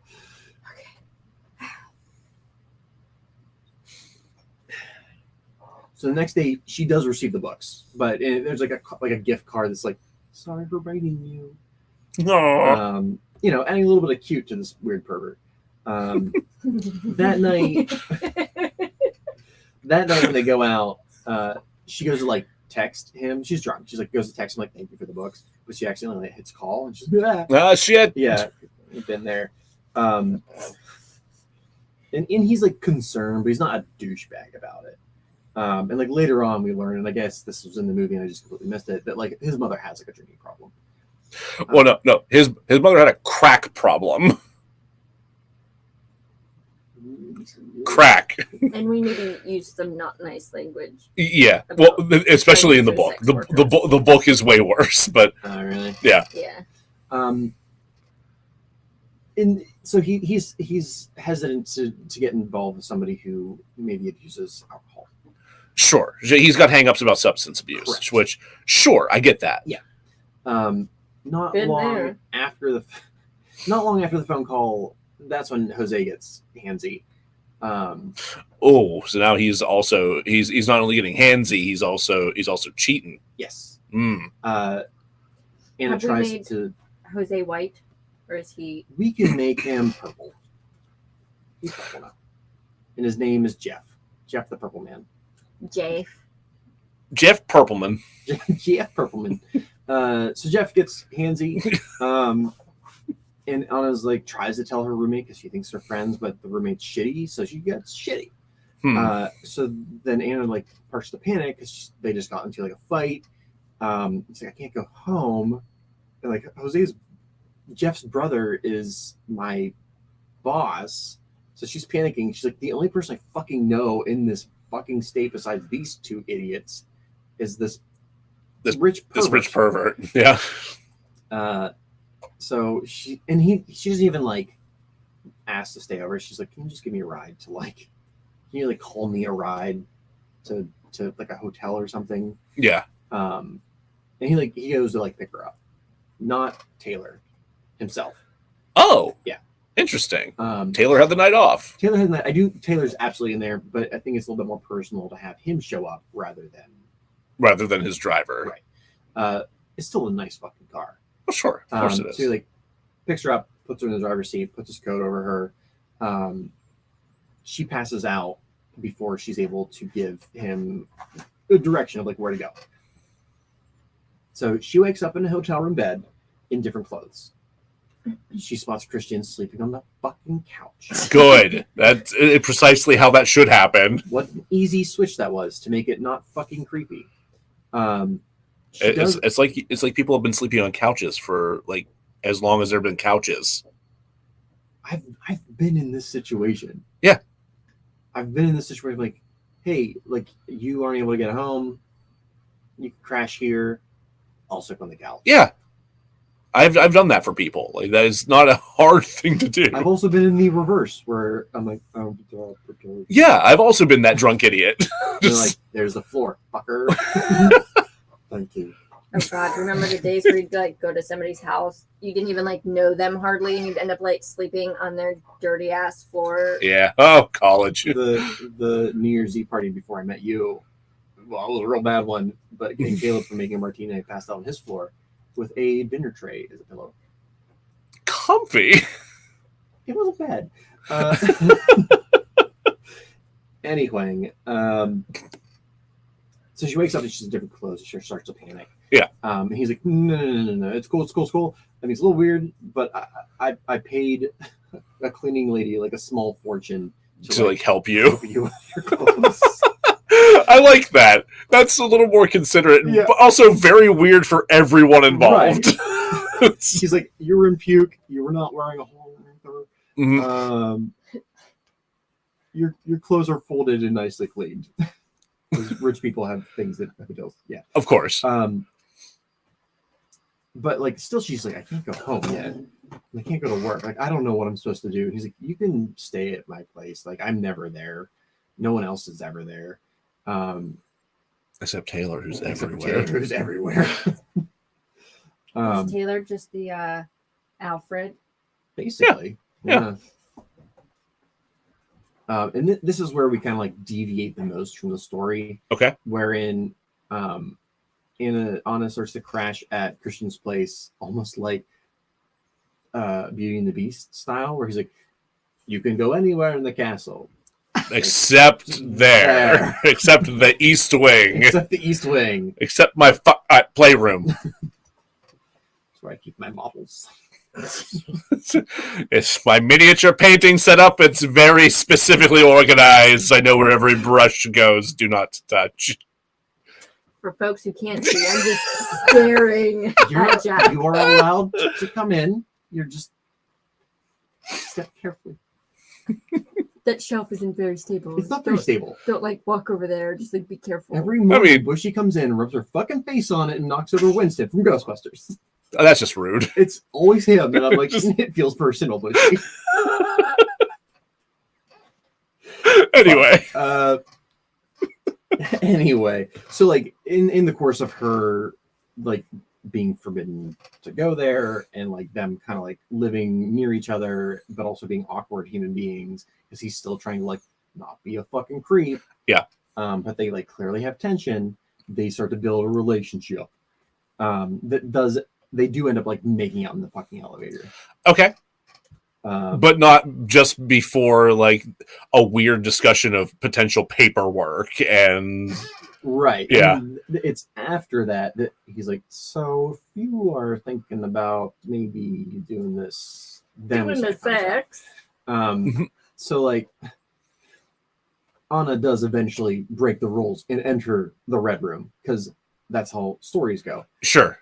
Christian finds out, and this leads to her first spanking. She leaves the room speechless, but later that night, Christian sees that the Red Room door is slightly ajar. He goes inside to see Anna, a bratty look on her face, bent over expectantly. Yeah. Okay. And then from here, it's like, oh, Act 3, softcore. Got it.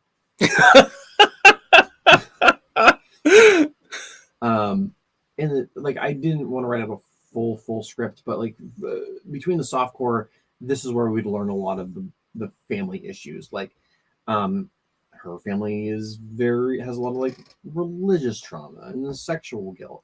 I imagine that would kind of come out as like they're approaching her grad school graduation, and she's like getting in touch with them and trying to figure out who's coming to what, and arguments ensue. And I think that like her family does come into town so they can have that confrontation rather than them not, which is like the excuses. You want to raise the stakes, not lower them. Yeah, like the excuses for her mom and Bob, I think was his name, not coming. I don't think it's really covered very well in the movie. He's like sick or something. He broke his leg. Okay, so they do cover it. Okay, yeah, that's basically what happened in the book too. Is like he injured his leg, and for some reason that means he can't travel. And for some reason, him breaking his leg means she can't. Can't travel. Yeah. Is she written as like a shitty mom in the book? Not shitty, but like more concerned about the D than.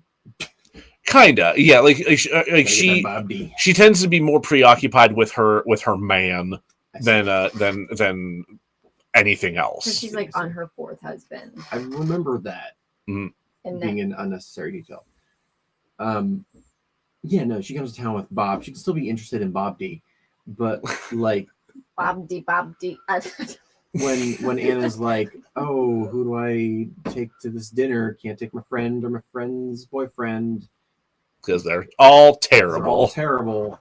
And somehow hijinks ensue, which leads Christian to being there, which then makes it super tense because her mom has weird religious issues, and then vice versa for his fam. Ooh, did she show up with like a hickey? Yeah, that'd be good. Just like a plain fucking hickey. And her she winces as she sits down. Or she got has the hemorrhoids acting up again. I got some preparation H out in the car. Bob, stop it. Or she has the like rope marks across her wrist. Oh, the tie imprint. Sure. We're writing this. We're ready for the kinky shit. Last paragraph.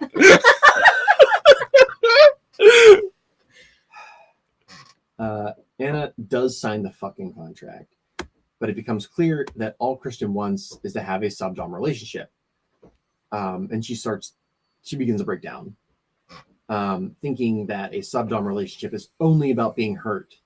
She has Kristen flog her. And then after that, I have ending.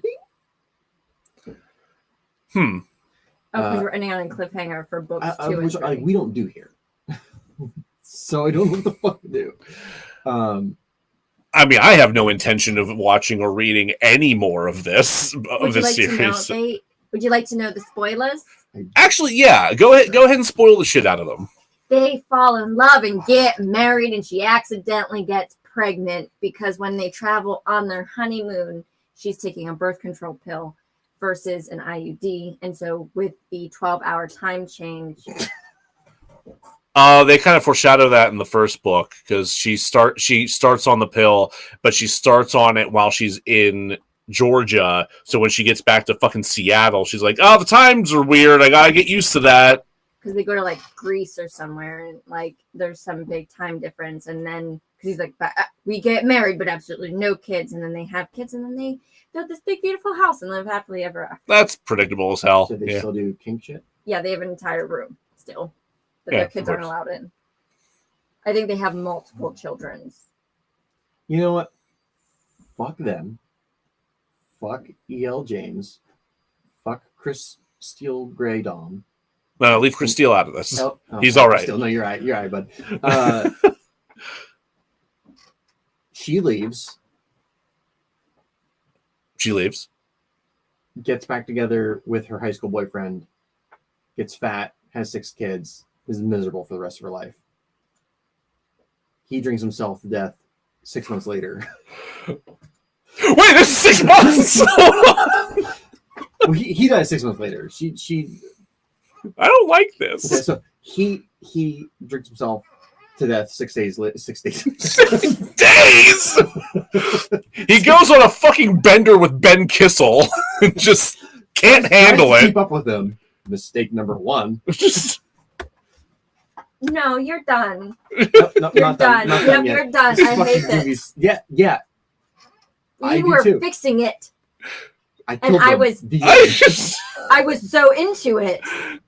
What? Who are you, George R.R. Martin? Nah. No. No, George R.R. Martin would have them be happy, and then one of them die. Oh yeah, no, he go full Red Wedding on this shit. Makeup sex in the elevator, and then the cable breaks, and they die. You know, they never did get around to that elevator sex. Yeah. I just wanted to end. The end. It's done. No more ruining. We end with a cliffhanger. There's no sequel. Okay, fine. It's one of those movies that ends on a cliffhanger because they thought there was going to be a sequel, and there wasn't one. Fans write a bunch of fan fiction. It's circular. The movie ends on a cliffhanger, but no sequel's ever made, so the fans make fan fiction about what would have happened. Oh my god. Is this like the Inception? Inception of like... Fanception. It's fanception. Where we just continue to write... more fan fiction upon fan fiction. And then the fan fiction written about 50 Shades of Grey gets turned into a movie called Twilight. Going Down an Elevator. Going Down an Elevator. The end. BeLinda, where would you like? This one got away from us a little bit, I think. I feel pretty good about it. BeLinda, where can people find you? On Instagram at BeLinda Bees, or B is the Bees is BEEZZ. Christ on a cracker. And my link tree is there where you can find all my shenanigans of the things I write about consent and healthy relationships and consent and boundaries. And porn. And porn. Multiple sections on porn. Your neighborhood perv. And you can find that at oldmemagazine.com. Every neighborhood has a perv, and I just happen to live with her. You are welcome. So before we officially wrap up, there is something we need to discuss. Right. So we ran a poll. In last episode, we decided based on a disagreement on what the hell counts as a movie we're going to cover. That we were going to let you decide what we were going to actually cover for the season 1 finale, which is going to be our next episode. So I have 2 things to cover regarding that. First, I have a bone to pick with SurveyMonkey. If you use SurveyMonkey for surveys, and you want to see more than the first 10 results that come in, you have to pay money. I was not aware of that because it's been literally years since I last used SurveyMonkey. So fuck you, SurveyMonkey. You dick. So we had not a whole lot of people voted. We had 11 votes. So that one last vote, I don't know what you voted for. So I apologize to that if what I'm about to reveal does not match up with what you voted. But at that point, it had been pretty well decided because within the first 10 votes, the spread was 8-2. We're covering Thunder Force for the season finale. Apologies to anybody who voted. For the 2 of you that I'm aware voted for Diana the Musical, but it's not a movie. it's a musical. In a recording of a stage. In a recording of a staged musical. So the people have spoken. Democracy prevails. We will. Thunder Force. I don't want to chant that. The thunder. So we will be covering Thunder Force next week. In the meantime, follow us for any updates on our social media. We are at DeRazzled Pod on Twitter, DeRazzled Podcast on Facebook, DeRazzled_podcast on Instagram, and Dullboy Jack on TikTok. For all that special stupidity that Jack puts together for us. You can email us at DeRazzledPodcast@gmail.com to let us know what you think of the fixes, to chide us for what we've just done here tonight, or to suggest movies for that we should cover in season 2. Please let us know. We want to know what you want to see. We have a few ideas for some things already, but it's going to be a big season. All those things, plus more. Plus, please review it. Yeah. Also, please review the show wherever you can. Good Pods, Apple Podcasts, Spotify, Podchaser. Review us on Podchaser this month. 25 cents goes to help the people of Ukraine. Yeah, so that's very cool. We'll also be responding to those as much as we can to help increase those donations. And they'll see you next time when they razzle dazzle ya. Let's try that one more time. Join us next time, where we'll be sure to razzle dazzle ya. Yeah, we will. Good night, everybody.